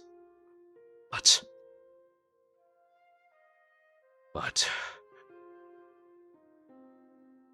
I will not punish you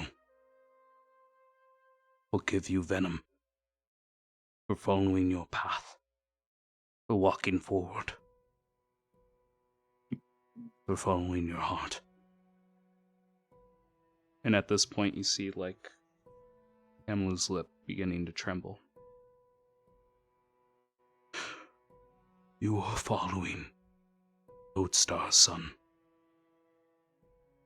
You are following great people who will bring about a new era. And I can only hope that you walk with a path to guide this tribe towards the light, that we can all be proud of our forebears and make a world safe for our descendants.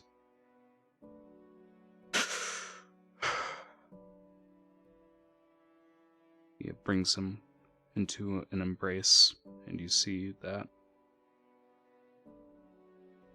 Kamilu is still holding back. There's stifled tears rolling down his cheek. We wish that I could witness dawn this new era. I leave it all in your hands. Everything I built, everything that we built, our ancestors, lay in your hands. It's up to you whether we flourish or die. Listen to the legends, son. Do not repeat them.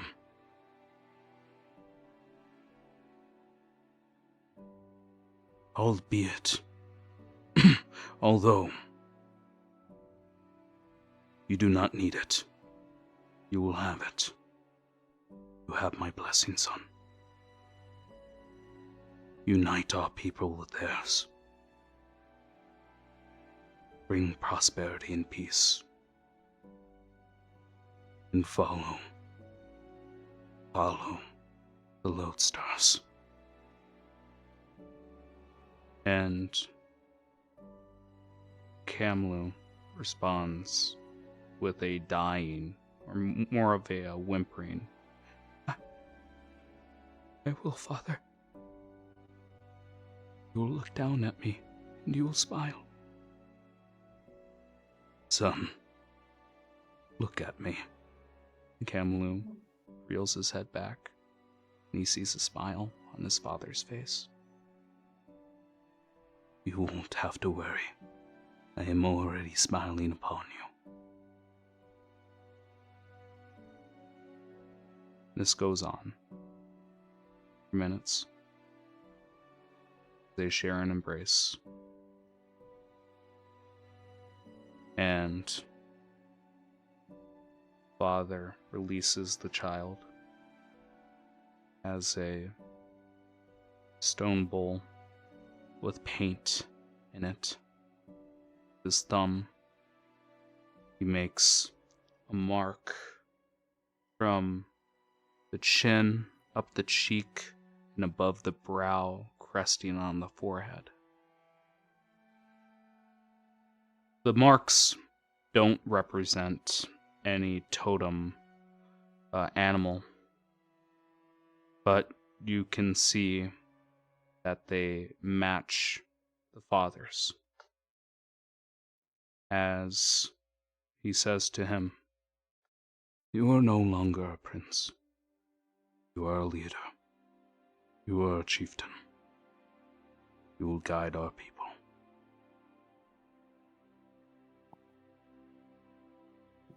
Until we meet again, my child. Nods with the walking stick. He begins to walk off in the distance, breaking away from the black obelisk, going down the Noli Hills, not looking back.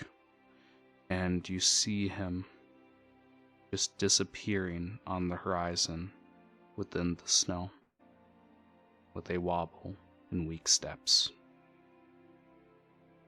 And you see that Kamilu is catatonic. And all of his people are looking to him for anything, an action, a word. But all he does is just watch his father. No longer see him.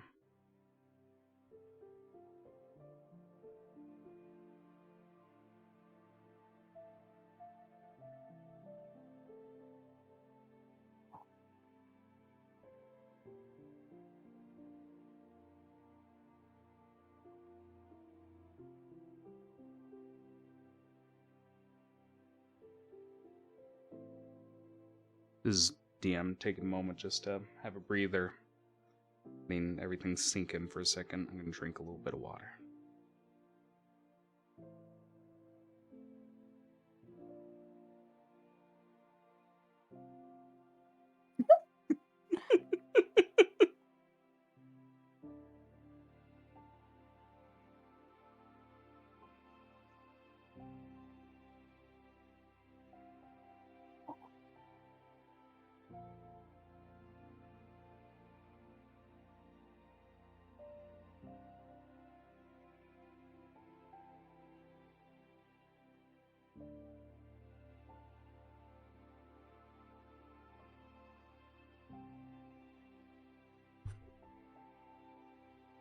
Minutes go by. Unless anybody says anything. Or is just silent, also looking at Kamilu. He looks at each one of you individually. And again, listening to his father's words, he is more focused on Mavet, Eddie, and Nita. And each of the conversations he had with the three of you.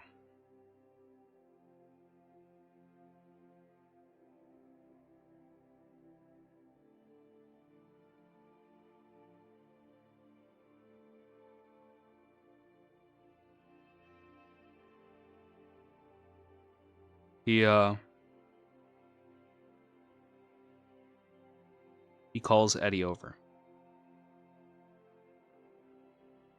There's no call to your name or your title. He just looks you in the eyes, Eddie.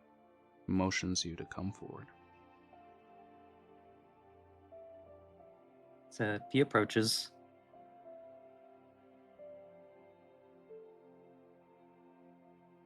I wish I wish to borrow something from you. And he holds out his hand.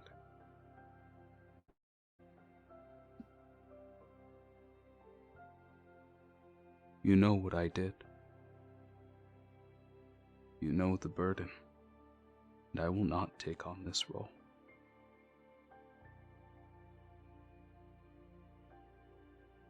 And he looks at the dagger that you were gifted. And you flash back to Seer mounting him in the disguise that you've put on his body. If I were to lead these people, I could not. I could not hold up my ideals.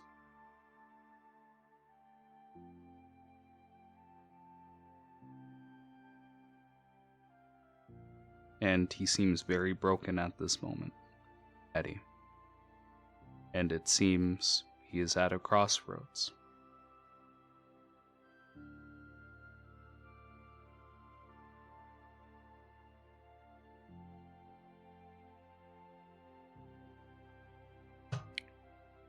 I can understand. But just as you are facing loss, look at everyone else around you. And looking around, there are people still staring at the horizon to where previous chieftain walked to. And there are some waiting. People who want answers. People who need to be guided. Staring at the two of you. Just as much as you needed him, they needed him too. But now, in his absence, they do need someone to look to. And he bites at you. Then what do I do? How? I can't keep the secret.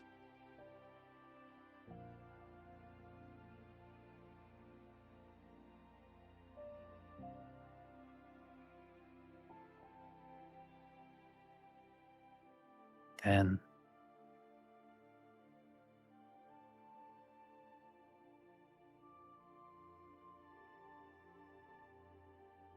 Let there be no secrets.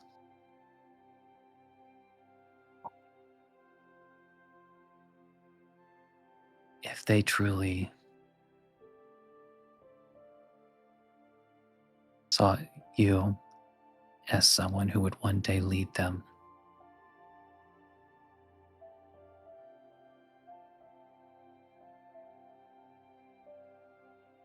then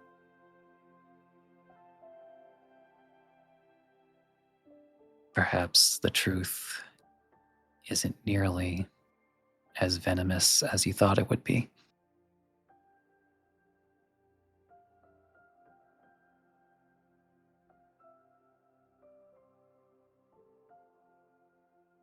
As you can tell by this point, today has been full of broken traditions and misconceptions.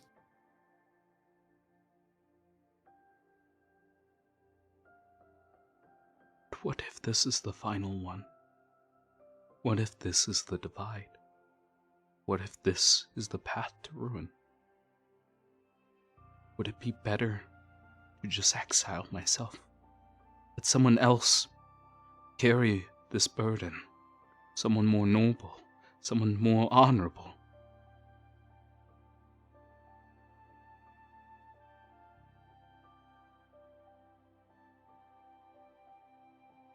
Where does honor come from?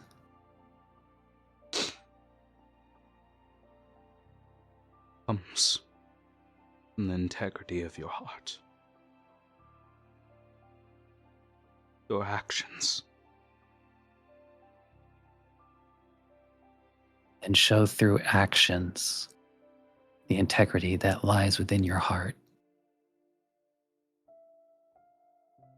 I can't dissuade you really from doing what you want, but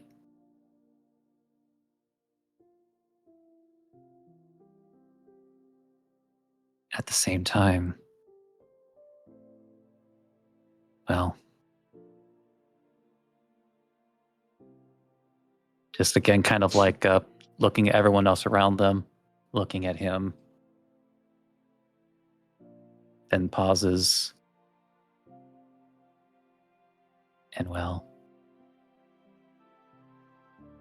maybe I'm the wrong person to think about. What do you think she would say? Make me a persuasion check with advantage because you mentioned broken traditions and I hammered it home with Telenua. I'm actually going to reduce this high DC by 2 intervals here.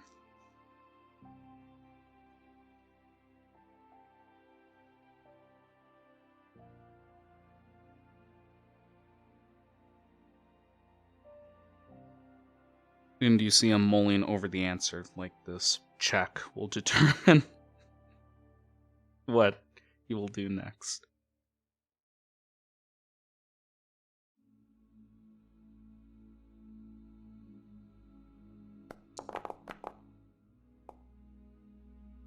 $24.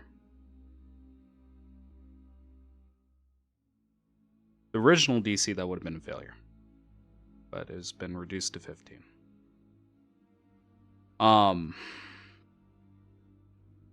His hand is shaking. His skin is pale. Looks like he wants to throw up. You see the hand still in the air, like it wants to grab at the dagger. It'd be so easy to cut loose this burden, this responsibility, and let someone else carry it for him. But he closes and clenches his hand. Turns around towards his people. And with a slow trot, he approaches them. Perhaps he's atop the Noli Hill and the rest are near the base. He's looking down towards them.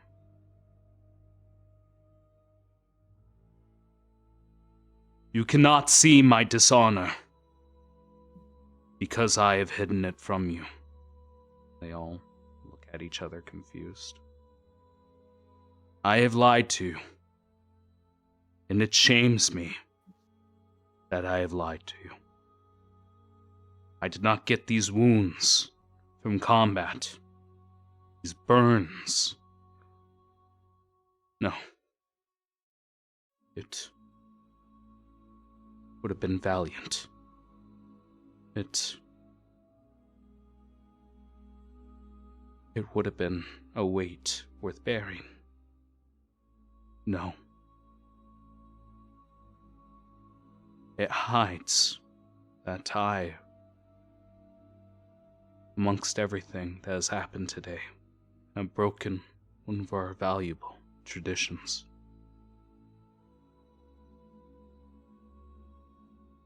God-gifted mounted me. And there's a gasp amongst the crowd. They left their mark on my fur. And with cowardice, I hid it. I hid it from you. I speak now, so that this darkness shrouding my heart can be lifted.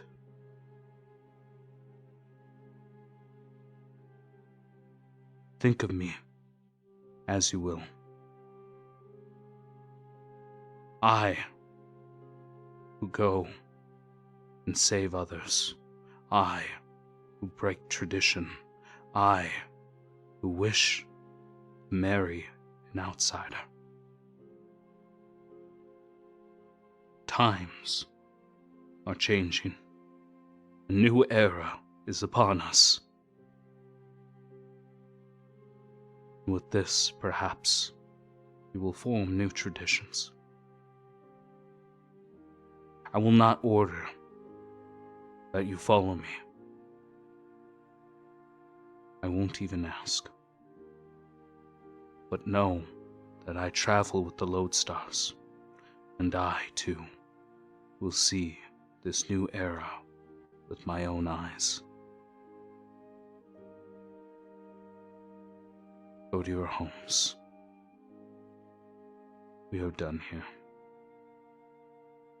And there's no movement. People looking amongst each other. Then one person begins to leave, then 2, 4, 6, 8. They begin to walk back and disappear through the thickets and the trees. And he watches as only Chibuike stands before him.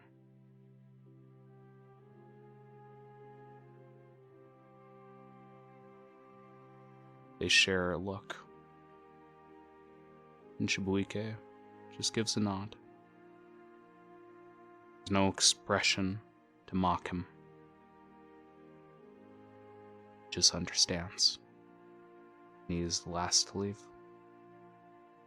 And with this, you are all alone at this obelisk.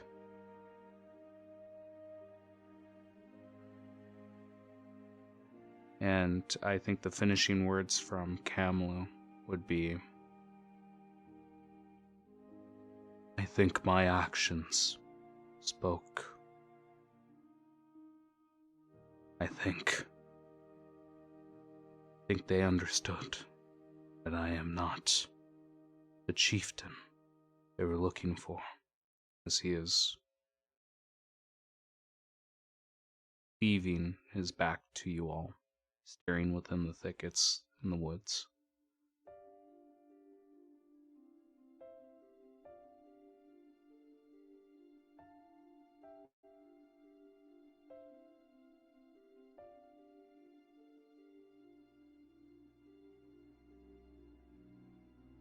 As I said, there's nothing left in this area to really interact with besides the elf, the giant, and the centaur. Wait, he's an elf? I thought he was a gnome. What? I have never said that he's not. I just Fuck are you want smoking? to imagine Gumo's like looking down, and everybody else is like, "Why is he staring at this guy's like shins?" Shit. Yeah, I didn't it's think he was that thirsty. never you has have been some implied, nice never been tea. said.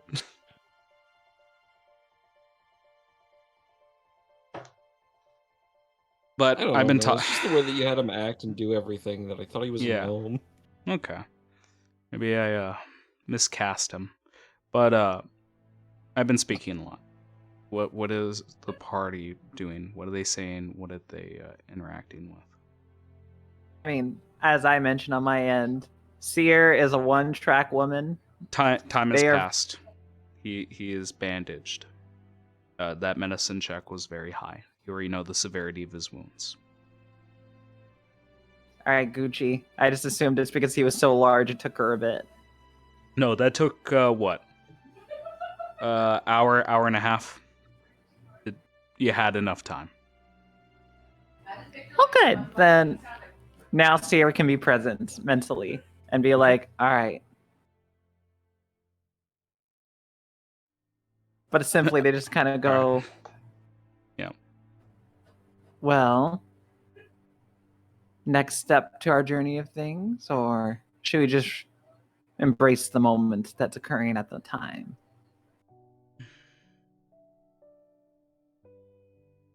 There's always those obelisks in that tower.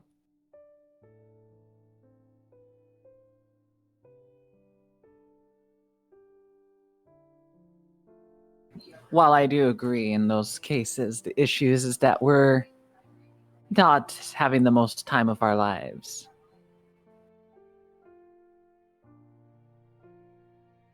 I don't see what the big problem is.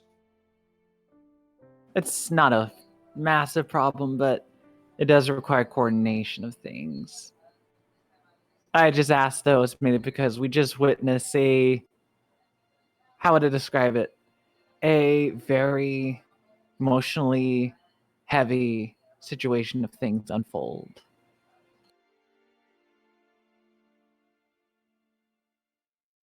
Yeah, things are sad, and I wish I could give out hugs. You may do so. Just be careful, you might shock someone, so use the staff first.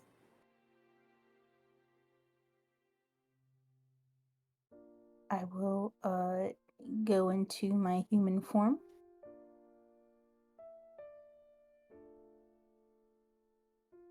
Kamilu. Because Gray's away. I'm going to say he says yes. I'm going to hug you now. Oh, Yes. regardless. Just Go ahead. please don't touch my back. No. I'm going to hug your friend. Nods. And I think we learned. She hugs him and make me a Constitution saving throw, Aaliyah. Oh no, he's going to break my mind? You Not explode. your mind, but your body. You find out you're into centaurs. Sorry. Be hell of a thing. I'm into horses. You No reason.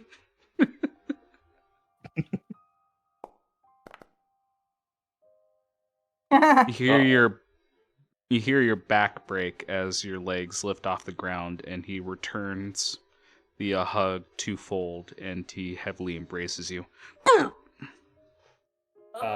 You don't You're know what you just did, but you cracked like 6 years worth of things, and it feels good and bad at the same time. And we hear your spine go. Oh, I can do that too. And Gumo snaps his back. Yeah. Oh, no. Oh, please. My chiropractic training is screaming. Yeah. But lifts you up, and he takes the damage, just hugging you. He has HP for it. And No, it goes I on. changed. Yeah. Okay, you changed. changed alter form. Gotcha. Well, Mhm. he hugs you for a very long time, and he is sobbing into your shoulder. There, let it out. Oh, you let so much out, but let it out. I am very glad that I didn't do the hug, for I am the one that made them like this. I'll just step away and go fiddle with my flasks or something. Do you Is that a think euphemism? you could Sia, do you think you could grab my shoulders and push me back into place? I can't bring myself back together. Oh. I'll leave it to Mavet. He's stronger.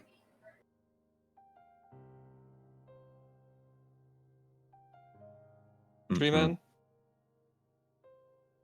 Oh. He'll mutter Like softly that. to Aluya. He said he smiles upon me.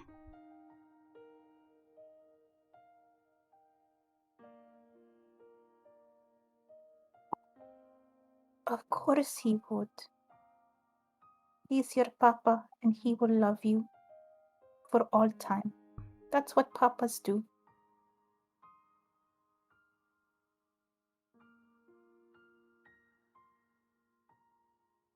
And he says stuff to you, but in an ugly cry. You know what I'm talking about.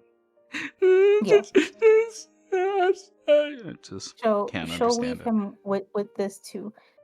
Now it is on you to keep making him proud and be the man that he knows that you are.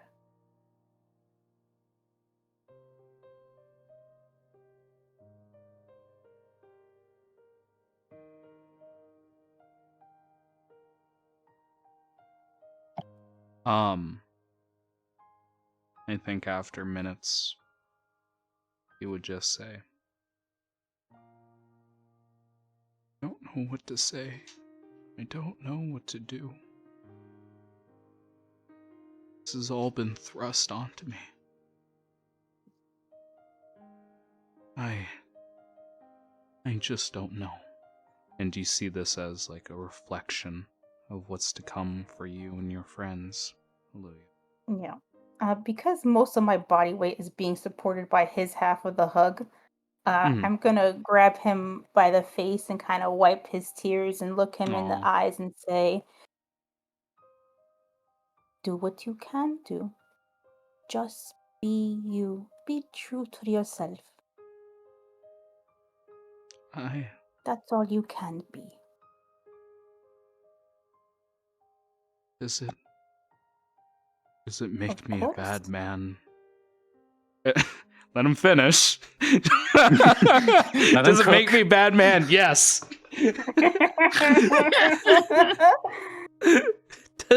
Hang on, let me.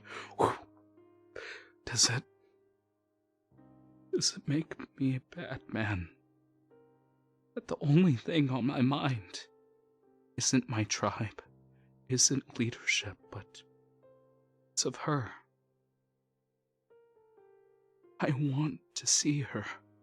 I want to save her.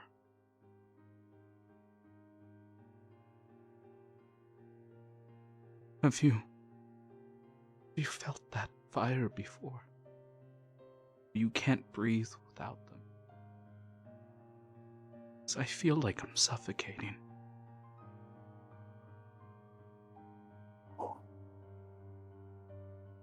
I feel that way every day.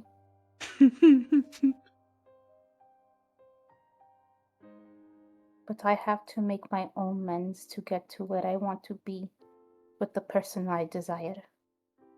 But you just have to go get her. Find her. She's looking for you too. Oh, that does raise a question. We were originally hoping that she'd just simply been captured by your tribe.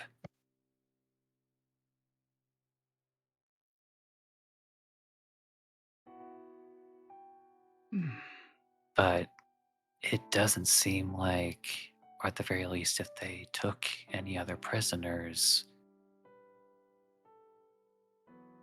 it wasn't obvious, meaning she might not be in the village.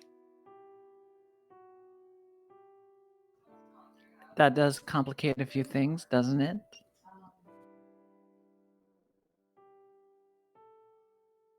Well, I'm going to try this one more time.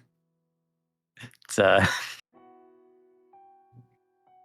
as Eddie attempts to use the shell phone.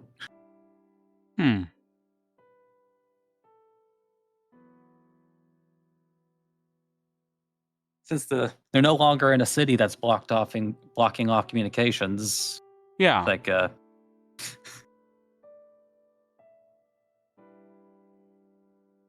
And just for my memory, this is besides what you're doing right here. She has smoked with you, right? Like, we had a scene with that during the Tidewind channels, correct?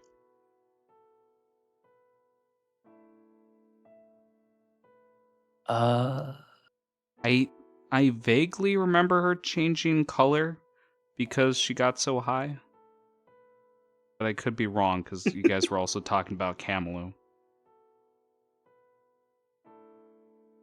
Because I remember I'm you just having trying- a scene where you're talking to the tribesmen, connecting to warring tribes with, like, fucking, like, getting high in a tent. I know she was a part of it, I just can't remember if she joined the circle. that would have been an up to you situation, because I don't think it would have explicitly stated. Even if I firmly said no at the time, I'm gonna go under the assumption she has smoked with you to give you an alternative avenue with contacting her. But the phone rings,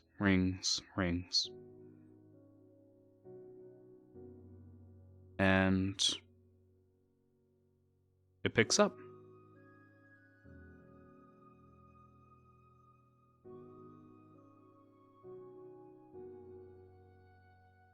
Eddie knows better. He waits. There is nothing but static on the other side.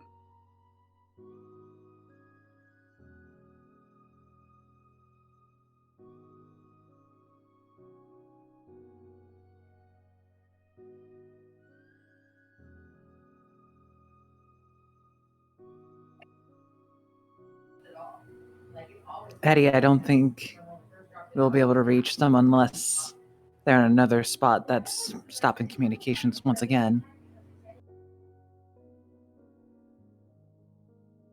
Like Eddie groans inwardly because he assumes she said that out loud. Yeah, I know. I was just about to ask you not to be an asshole DM, but you think that would have obviously picked it up?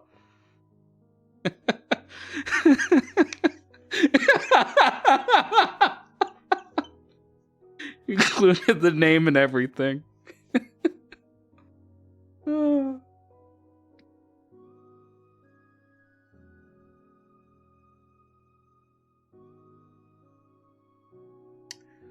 I don't know where she's saying this from. I would assume within a close enough distance to say it with a normal voice, not shouting. Because I already Just gonna stated that accept the consequences there. Yeah, like I already said the giant was patched up. She would be approaching the group. And if she said that, like, she'd be close enough to say it. Yeah.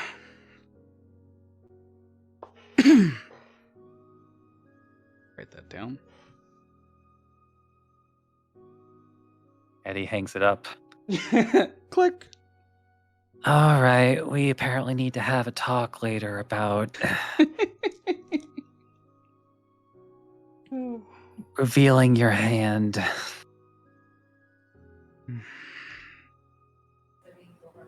Oh, wait.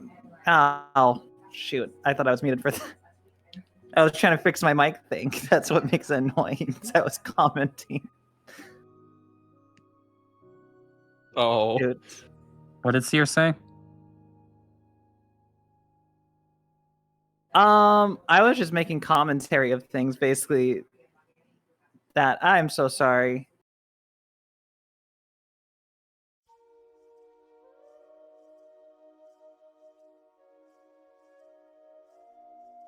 happened though it happened. I apologize. Yeah, for me, it's hard to distinguish, like when you were talking normally or with Seer. To me, that did sound like Seer's voice. I get that. I was yeah. testing mics out. I apologize. We'll keep it in rule. Don't worry. Yeah.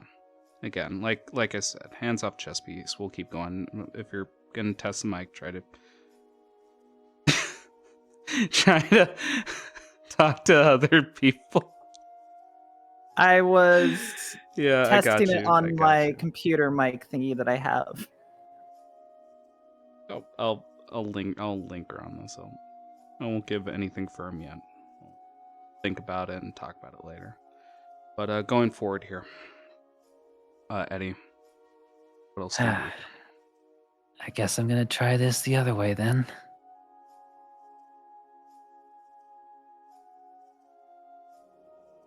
As Eddie starts digging around for a mushroom. Okay.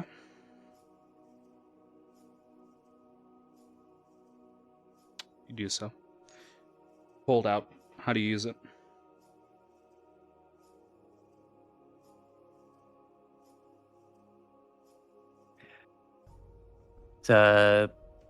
Going to, well, he's gonna do it the usual way, like when there's like a no direct. It's like he's going to focus on it and try to reach out to Jilenua through the network.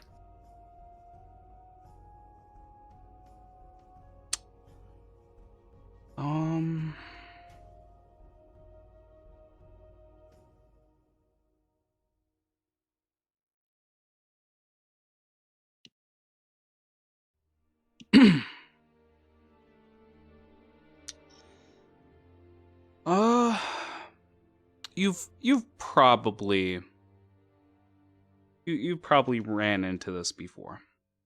Well, Considering he has the done this frequency. before.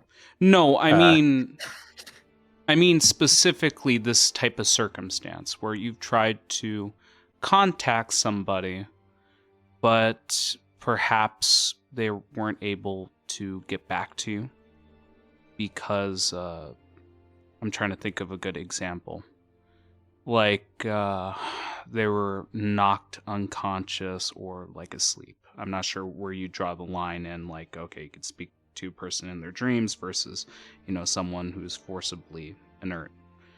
But it's one of those situations where you try to contact somebody and just get nothing back. Again, static. So I'll leave that interpretation up to you and how your character would view this situation. That'd just be an example I'd provide. It could be something as simple as she's asleep right now. It could be something as severe as she's knocked unconscious, or it could be something as horrible as she's dead.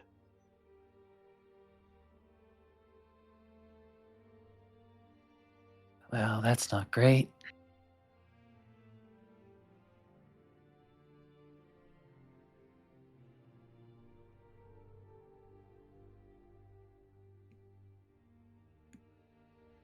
Like looking to the others.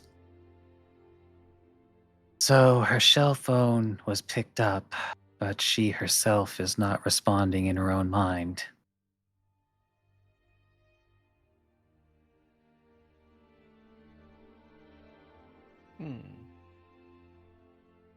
That at the very least tells me that she's with at least one other person.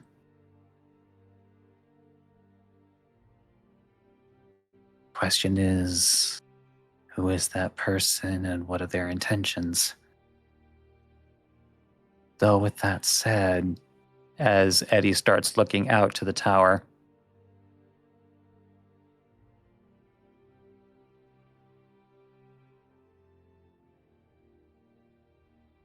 would she have taken that big of a risk?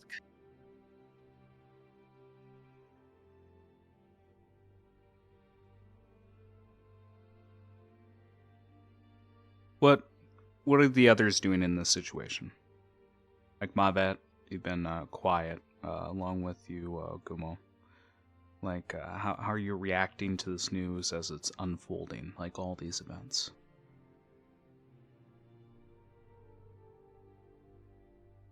Gumo is rather nonplussed. He doesn't really know who they're speaking about, but he assumes it's that one squid lady that he quote-unquote saved that one time that turned out to be a changeling, but he does not know nor care much about this lady, for he has never truly met her. Understandable. Mavet, I assume you share the same sentiment.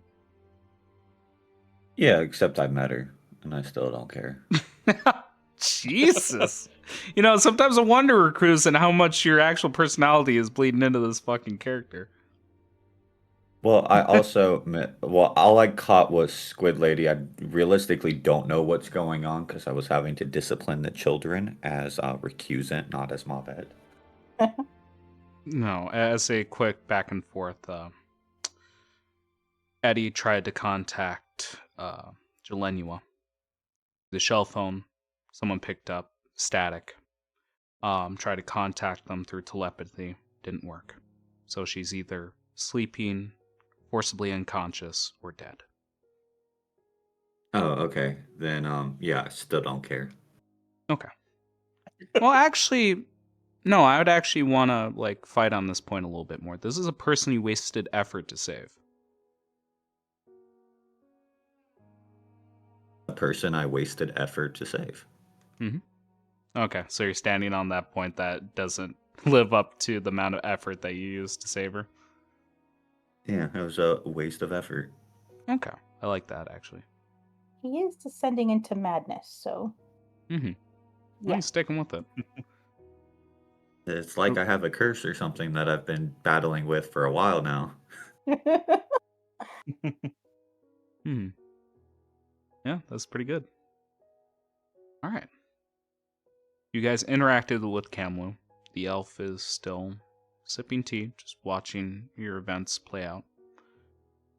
There is the spire, and there is the fort with the giants.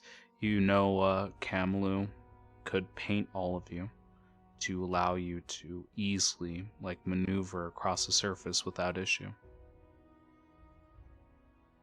What do you all do?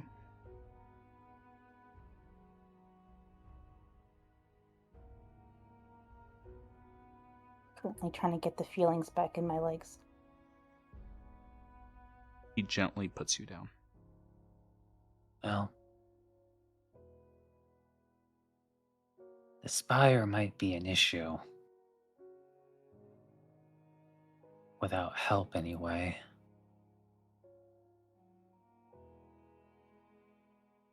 Where would we get it? There are friends everywhere. And you see the elf sipping tea. You just have to ask. Will you help? Oh, absolutely not. I do not. Hmm. I do not change things. I just watch. I am an observer. There are many that could help you. I mean, look around. You have a tribe of centaurs. There are giants roaming the land. There is a big titan. There are many things you can do. But if you wish to go to the spire, I'm sure the statues would be happy to see you. Yeah, that's kind of why the spire's an issue. Too bad they're not giants, or else you could just walk right in.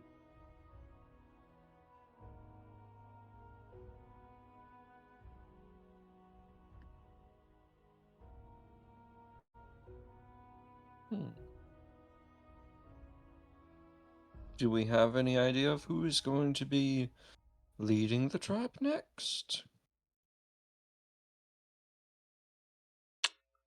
Kamilu just gives a 1,000-yard stare. More than Oh, likely. sorry, not you. Who are you referring to? He's kind of asking the general question of who do we expect is going to be leading the tribe if it's not Kamilu? And Kamilu's gonna fucking answer. Kamilu says to that. He meant not you as in, oh, as in you're not going to be the one to lead the tribe. Yeah, okay, next. I thought you, like, my interpretation was No, as, not like, as in, I'm shut the not hell asking up. you. I wasn't asking you. No, that's Okay. not it. It was a I gotcha. reflex of like, I oh, by gotcha. the way, I know you're not going to be. I gotcha. He says, mayhaps someone more honorable than me. It is up to the tribe what they will do. I know what I must do. I will find her. And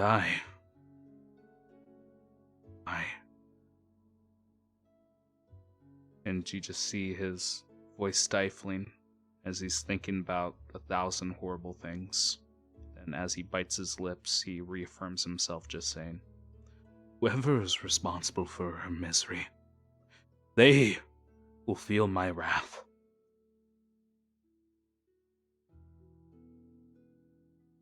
What? Well, Go ahead. wait, sorry. What was that last voice? No, he just went quite.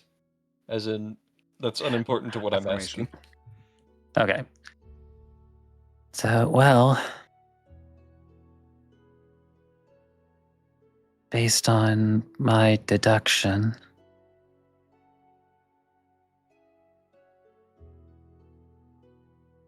there's a pretty good chance she might actually be at the spire.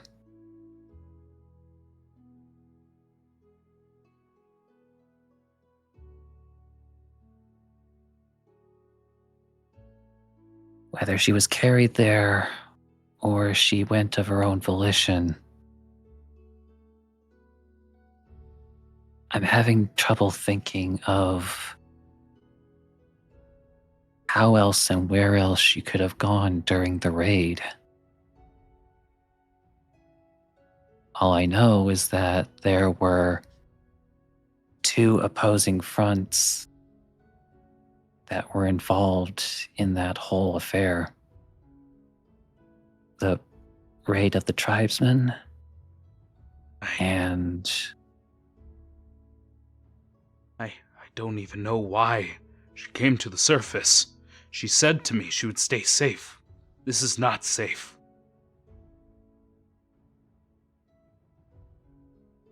And you could piece together logically, Eddie, that after her conversation with Kamilu in the cells during that raid, that she probably seen her father, like, ferried to the surface. The question is, why isn't she with the tribe?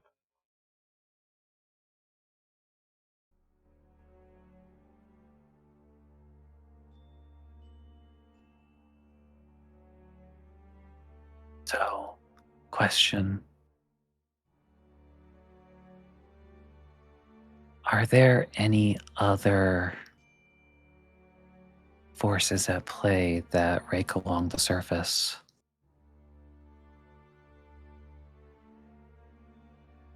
They're the Yes. giants, yourself. I guess the last important detail, because it happened a day ago, was your phone call with her. The running, the sound of the whistle, and the quaking that you felt down below. But I believe that's all the information present at the table.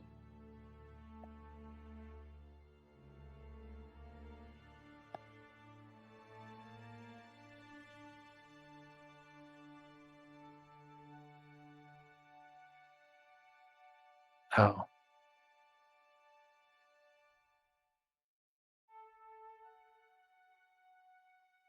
She might not be on the surface.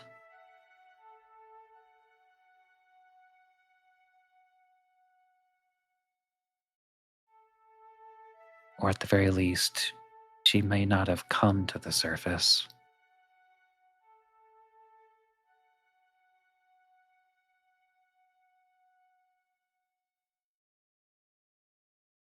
She might still be below it.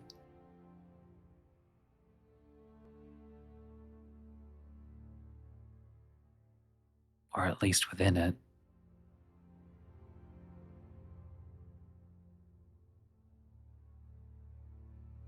See the elf The and city was centaur. attacked by I was just gonna say the that city. they're leaning in with interest. Go ahead. Well, the city was attacked by creatures that were capable of burrowing through the earth. And they were under the, well, I guess more accurately,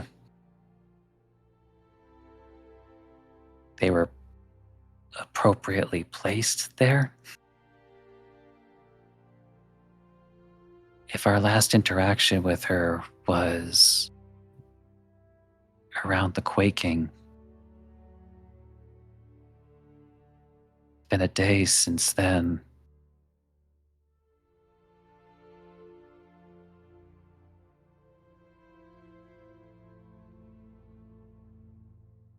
There's a very real possibility that either right now she is trapped somewhere in the underground, or she was recovered from the underground and brought elsewhere still.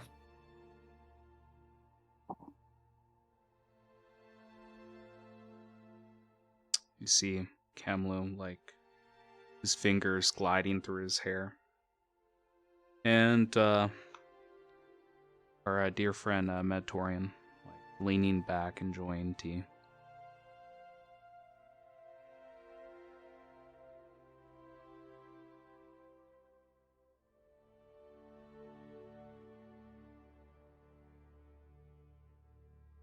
Which means that either it could be, as I said before, but under different circumstances. She's either trapped underground, being held in the spire, or otherwise she might just outright have been recaptured by the Rebirth Bastion.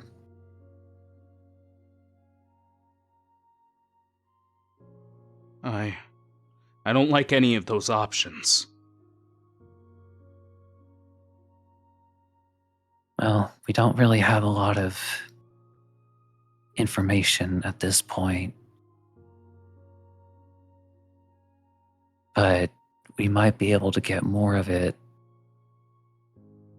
if we are able to break into the spire like we're hoping to. Then let's do it now. If she's in there, Are you I need to save prepared to face an army of ice statues?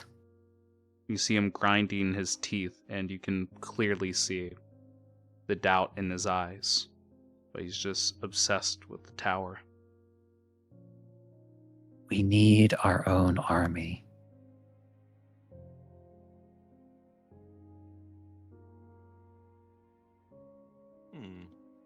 How do we Or- go about that? Where do we get an army? Gonna point the way the tribe went?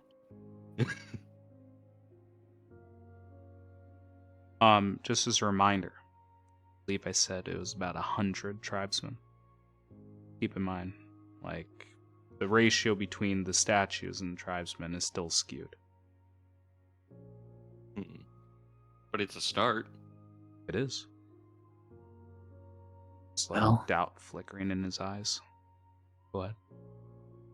It might be a bit crazy, but I guess we're kind of 2/3 of the way there.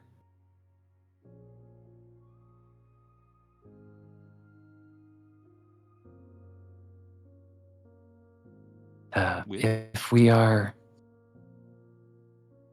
able to ally ourselves with not just the elves, but the tribesmen, and maybe even find a way to gain assistance from the giants,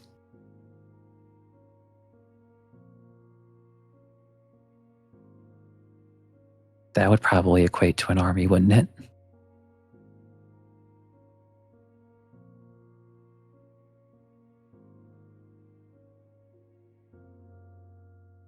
And you see that Kamilu is like pinching his brow.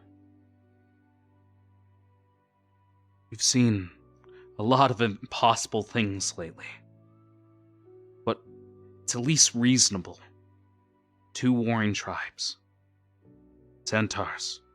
Sea elves. Perhaps we could gather them together, but the giants?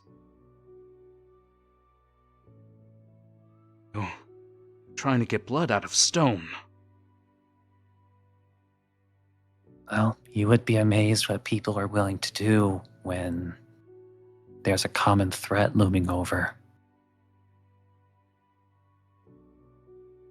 Perhaps This with that, you hear entire the distant thunder in the distance. Boom.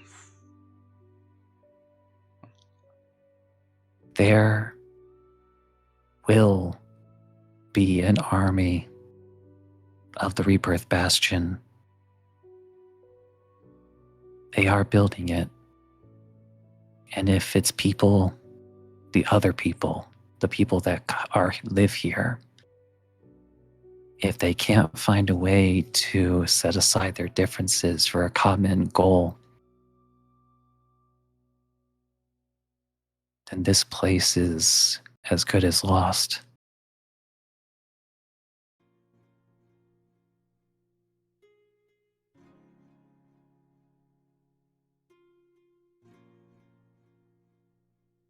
So it may seem impossible, but if we don't at least try,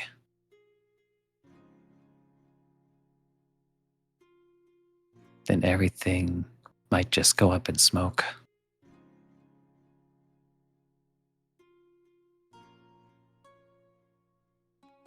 Well, thankfully we have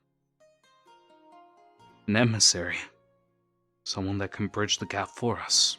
Like, motioning towards the giant. He can speak for us.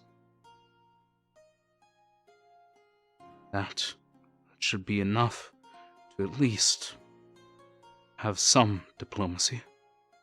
Right?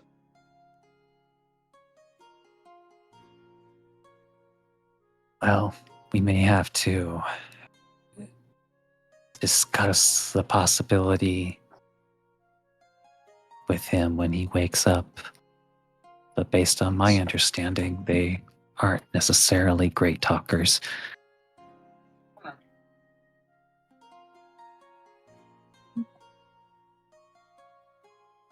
But then again, I've dealt with worse.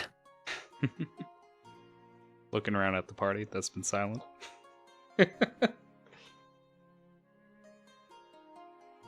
What's there to say? Well, again, it's a group talk that Mega's heading here. He's pitching an idea. How does other people react to it?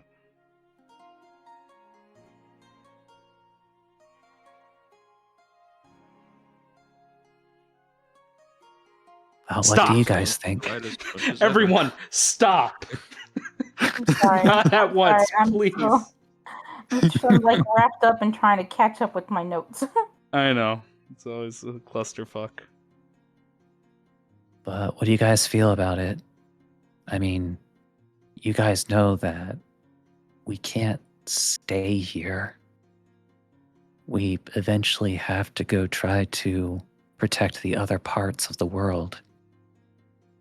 It would be better if they were able to hold their own in our absence when we need to be. I think now would be the time to gather them all up and do what is needed so they can all be uniform and be okay for when we go. I'm sorry, there's an army going to attack this land? I guess we really haven't briefed you too much on the whole Rebirth Bastion thing. The first I'm hearing of it, yes. Then again, we only met you a few days ago, and there was a court case involved. I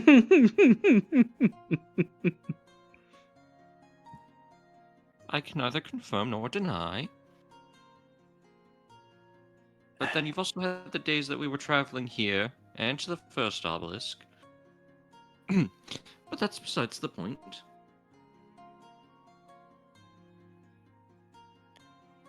Well, the long and short of it is there is an entire army being built, made entirely up of Genasi, looking to destroy the world and recreate it in their own image. And this image is...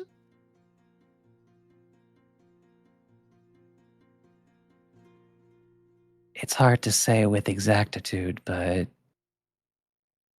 as you can maybe at least imagine, it excludes most of us.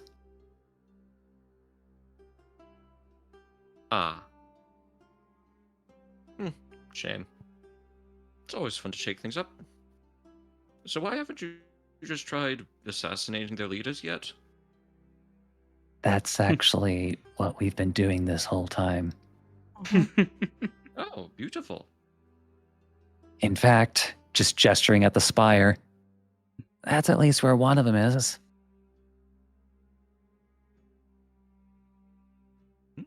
Fun.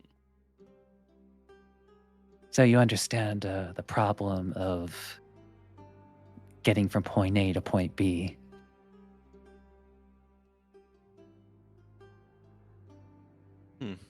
Well, I suppose whether I like it or not, I've been signed up for this war. Oh, you have no choice! Look at the sky, my friend! It will I look at include the you, sky. whether you like it or not. And you see Nahash, the world serpent that wraps around the world 5 times, mind you, being just embedded, impaled by like falling meteorites and asteroids, pummeling the back of this creature. If you think what's happening around us is bad, that is going to be worse.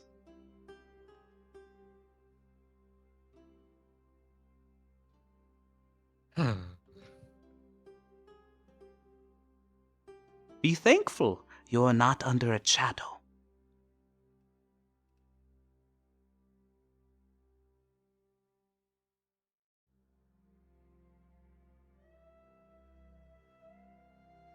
Well, I suppose I was lucky enough to find all of you then, since you know what's going on.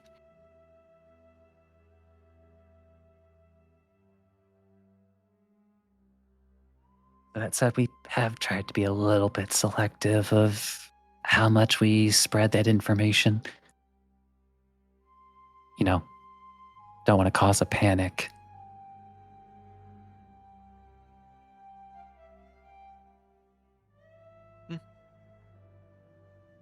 People die, they die.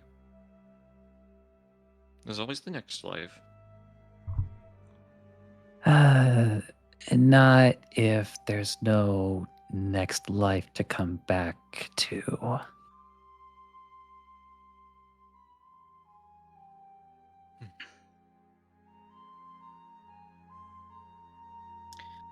Well, moving on, I suppose we need to gather up the centaurs, the sea elves, and the giants, yes?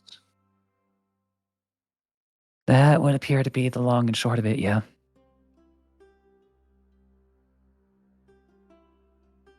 Honestly, the biggest hurdle with the giants is going to be that very few of us can speak to them.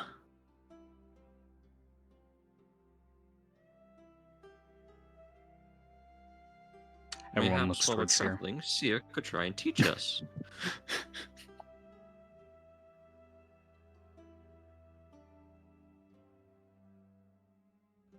Mayhaps not.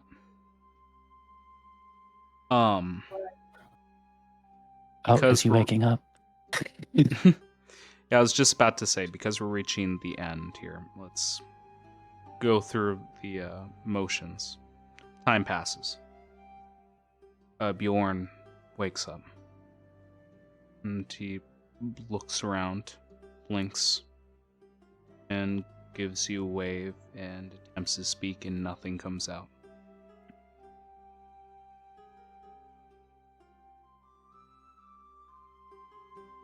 Just sputters and gurgles. Seer will explain to them of the situation with their throat. Mm-hmm. Yeah. You look at the wound.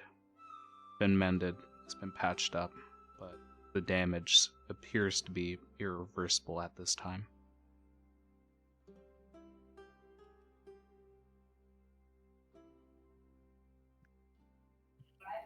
Hopefully, it takes the news good.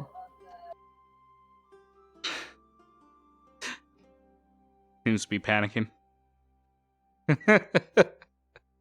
Grabbing at the throat and mouthing what's wrong.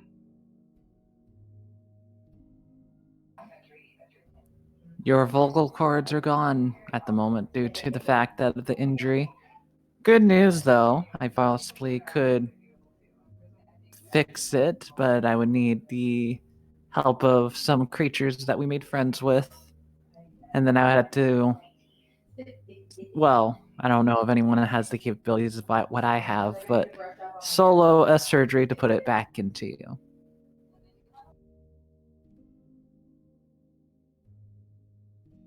He seems shocked is the most polite way to put it. Horrified might be more apt. But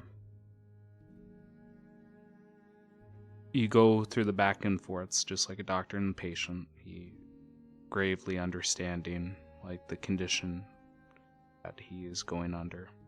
And he stares daggers at the elf and Mavet.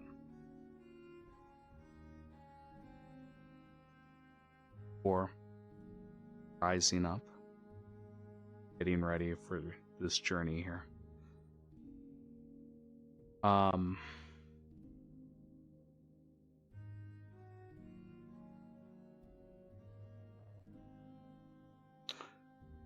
Towards one loose thread here.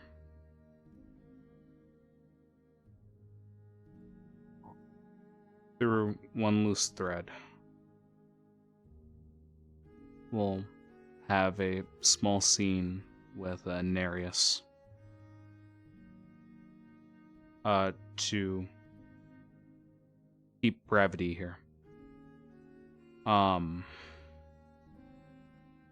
You explain the situation to him, your plans, your efforts, gives a nod, and he will act as an emissary to bring sea elves to the surface to help with this matter.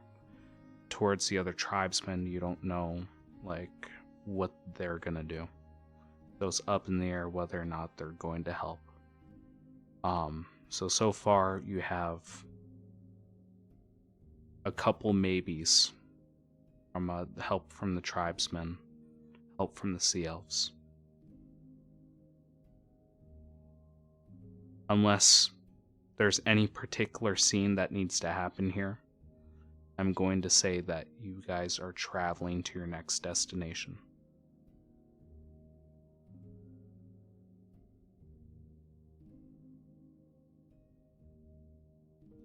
I won't bring up the map, it's not important at the moment. But just to reaffirm, what is your next destination? Are you guys going to the fort or the spire? Because I believe no one argued with Eddie and it sounded like he was motivated to go to the fort.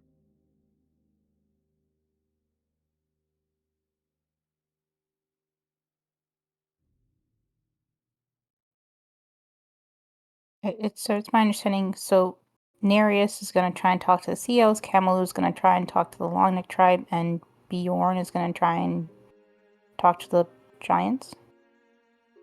Well, he can't. Mime, right? Doodles work. So Eddie's going to talk to everyone that he can talk to, and we'll have Seer act as a waypoint for the giants. Yeah, because that can work. Like 3 emissaries to 3 different locations. Like I said, there's some strange things happening with the fort. Especially with the person taking a commander-in-chief there. believing that a blood sacrifice is necessary for Boreas. But again, it can go either way, whether like the warring tribes would be an appropriate sacrifice, or the battle alone towards the spire could be a necessary sacrifice for the Titan. But what's the party's intentions? Is it 3 emissaries separated? Are you guys following the giant to the fort? Like, what's happening here?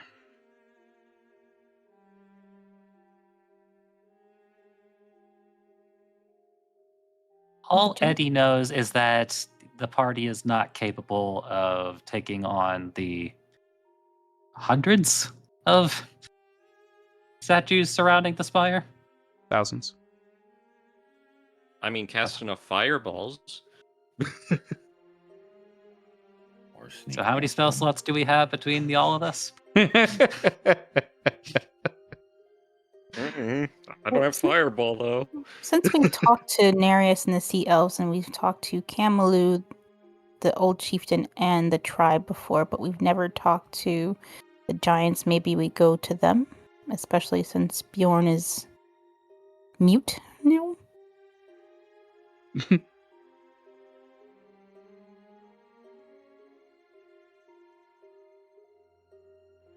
I'll agree with anything. Terrible idea. Was Rakusan Let's think? do it. Yeah.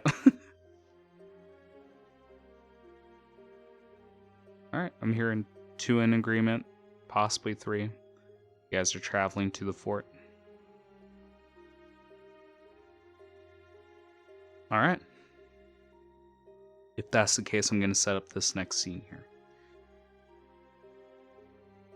You guys begin to travel across the plains. Well, actually, important question here. Do you guys agree to be painted in a giraffe pattern? Or are you guys going to be fully visible to these giants since you're going to speak to them? I'll be visible. Okay. They did not try to smush Seer and I. Seer could change, but I'm going to remain as I am. Okay. I mean, it's important to remember that that Bjorn himself even told us that his interaction with us was an anomaly. Like, not something to be expected from his other kinsmen. I wasn't going to remind anyone.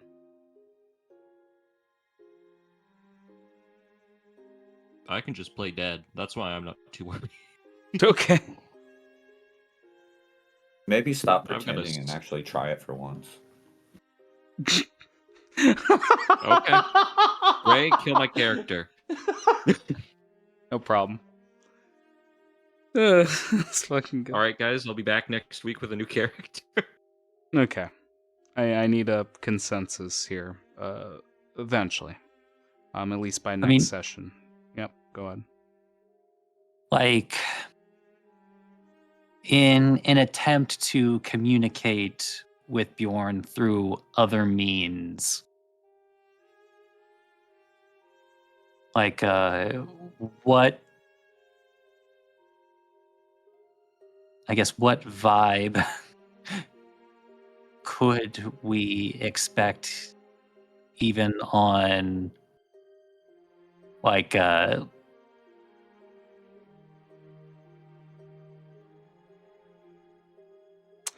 basically like showing up at the front door trying to like act as emissaries of any sort, or if it's just really just going to be attack on sight.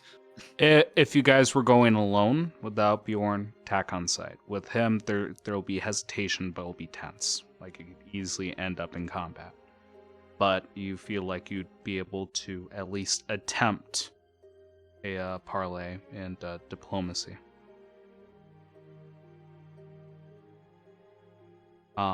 Beyond that, other methods might change DCs and avenues and options. It's up to you guys, like whether you want to go to the front step, sneak in, how do you want to approach this situation? Because regardless of the giants in there, there is an obelisk. And like I told my vet, because he pumped in 2 third-level spell slots, that activating this one could have a benefit on the upcoming Aspire exploration.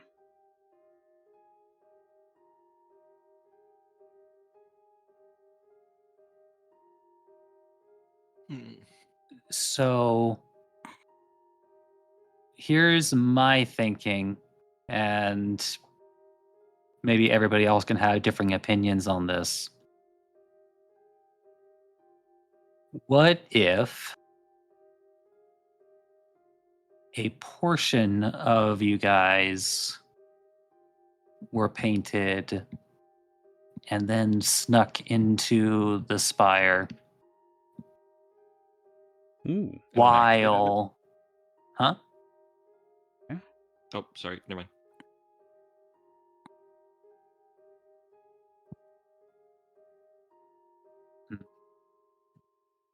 But then again, if it was going to wind up in combat. Basically, there was an idea floating in my head where there'd be while there were talks at the entryway, others that are painted would be sneaking around the back to activate the spire. I'm okay with that because I have a way of getting at least 2 of us back to you guys if needed, if there's combat. I mean, one person would have to haul ass on their own. But if you and Seer go and do the talking, I think overall you guys would be fine and we'll still be able to get this obelisk set off. And just as a reminder, I scaled difficulty with the party, not NPCs included. So just having NPCs with you does give you better fighting chance. And not to influence the idea too much, but I'm always a fan of jumping back and forth. That's not me being satirical. Like I enjoy action, diplomacy action, or even just straight exploration. As a DM, I always love splitting the party as well. So, whatever you guys go with. Well, yeah, because you like to ambush people. I'm just That's saying. pretty sneaky deaky, but he also has pass no without more trace, too. third level spell slots. You still have pass without I've trace. got tons Yeah, of spell but slots, and We need I've to got use pretty good the spell sneak. slots. Yeah, I would be able to take my vet to you and Seer quick. All I know is that I would like to, because I think it would just look bad if we had already all snuck in. It's and then almost immediate, basically trying to play the a sneak in, activate spire, and then try to go in through the come back in through the front door. Yeah. I feel like that would be seen with suspicion. Either that or prophesize, because we have no idea what the spire is going to do after that point. Yeah. Or what the tower is. We The put a lot obelisk. of spell slots into it.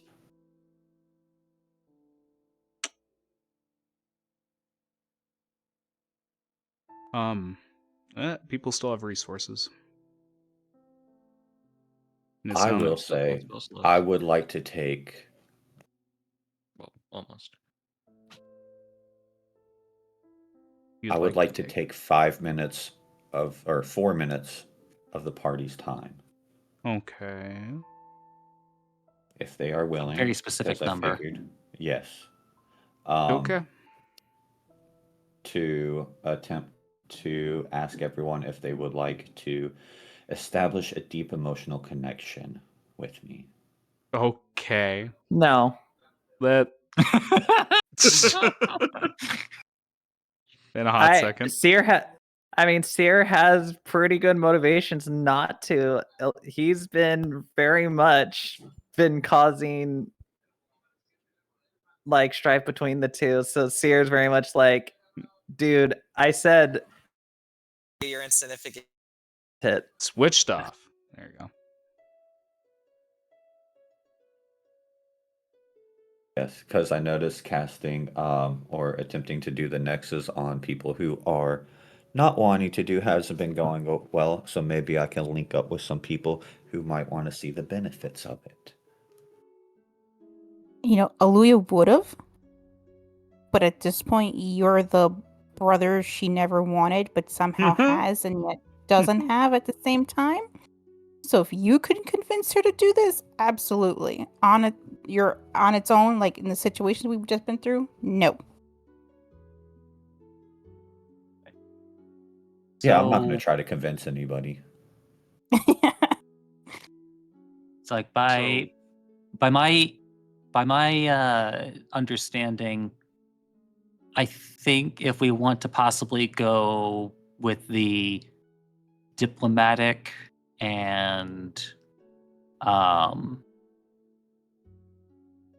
like with the one side diplomacy, one side sneaking in the back.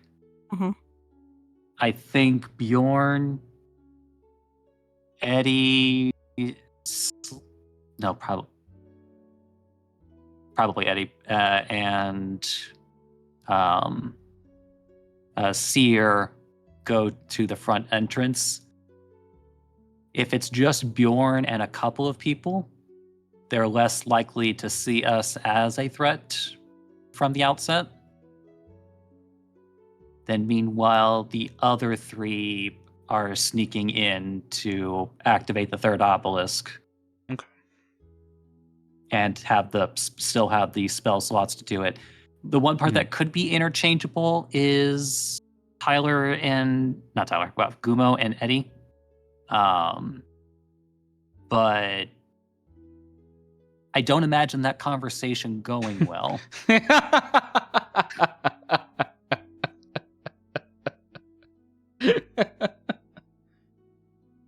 Okay. I'm imagining like some variation of like, I don't want you to bleed. Or no, like so other people don't want you to bleed. I mean, I kind of do. Yeah, right on dot.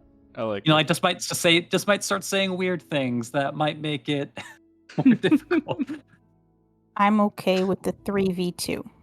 Yep, that sounds perfect for now. We can iron out these plans in between sessions, but it sounds like we have a rough draft. No one's arguing. Mavet, any connections that are made? I will ask each one if they would like to make a connection with me in order to benefit their mental fortitude, and so I can see if they're happy or sad. We can shortcut Aluya and Seer not wanting to. Shortcut. So I could just ask Gumo. Even though you are dead, and I'm sure you feel lots of happiness by being dead, I would like to establish a connection with you through the Nexus so that we may be better suited for any attacks on our mental. Do you accept? I have always been curious about what this nexus is, if it is not spirits. Very well. So smoke will start to pour out of Mavet's eye sockets and go around Gumo's head as a connection is made. And Eddie, as this connection is made, it feels strange, like there's 2 degrees of separation between you, or more. You've probably felt this, again, hundreds of times. People talk, it spreads. It's still just weird to see in person because typically you make a direct connection with people. And then I will ask Eddie, because I don't think we've ever made that connection with my ability.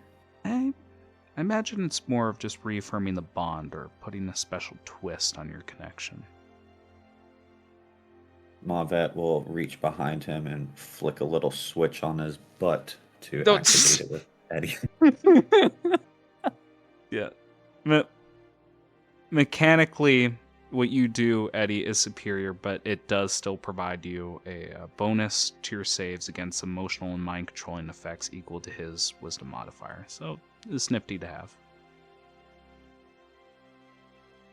Like actually, how I would probably imagine it more is just like, like a normally Eddie is jerking off the other person, but now it's a circle jerk.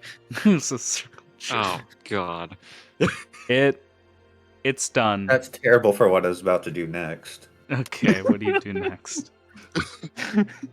You grab What do onto his twig and What do you do next, Mavet? Uh, Can I take it back? Gumo, Eddie, look to the other two. I would like you guys to meet some people. And I will reach out to my children and tell them to appear before us.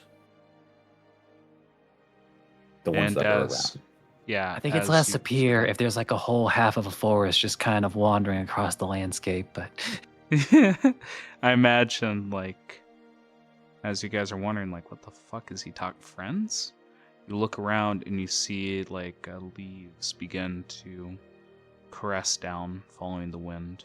And then you hear the cracking of bark and the movement of the trees. And you see faces form onto the trees. And they say to Mavet as they approach the group here, Father, are these parts of the many?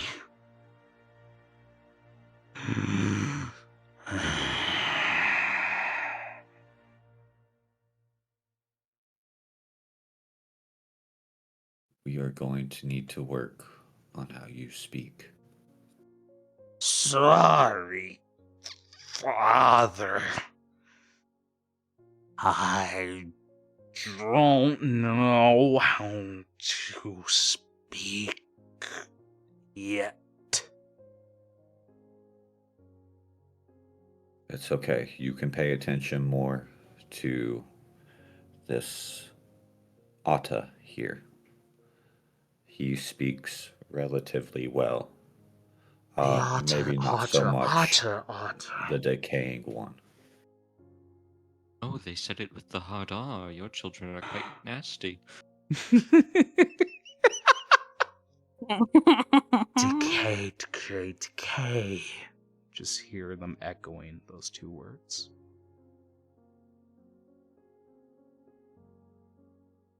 I didn't know you could get pregnant, tree man.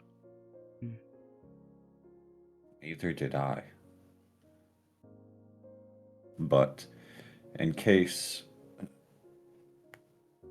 a change of plans is needed, we could use my children to help with the spires if need be, but I would prefer to keep them out of harm's way. Just know that I have become many. Father, will they become one of us?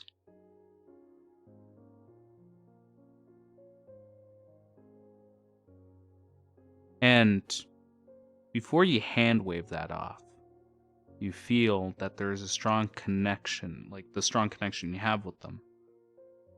You don't feel like that is a misconception. Like there is a method to make animals, people, into more of your offspring.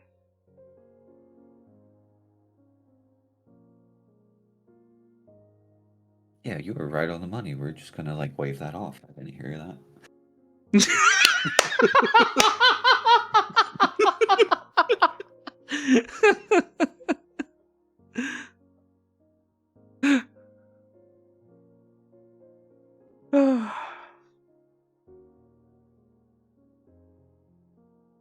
All right. Who has a one-liner to finish this session? Gross. Well, I guess he's ready to go out on a limb.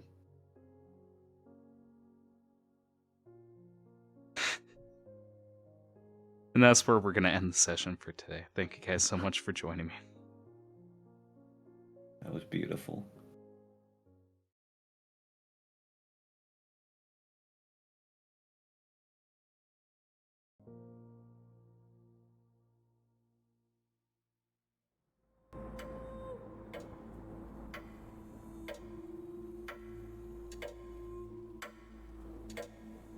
This has been House Common Blood. The intro and outro music is Oh My Dog by Savick, and any other music and sound effects used in this episode are royalty-free. Credits can be found in the episode description. Please review us on whatever podcast listening app you happen to be using. And if you like us, tell other people. Word of mouth is the best way for us to grow. Thank you for joining us. Where is the fire?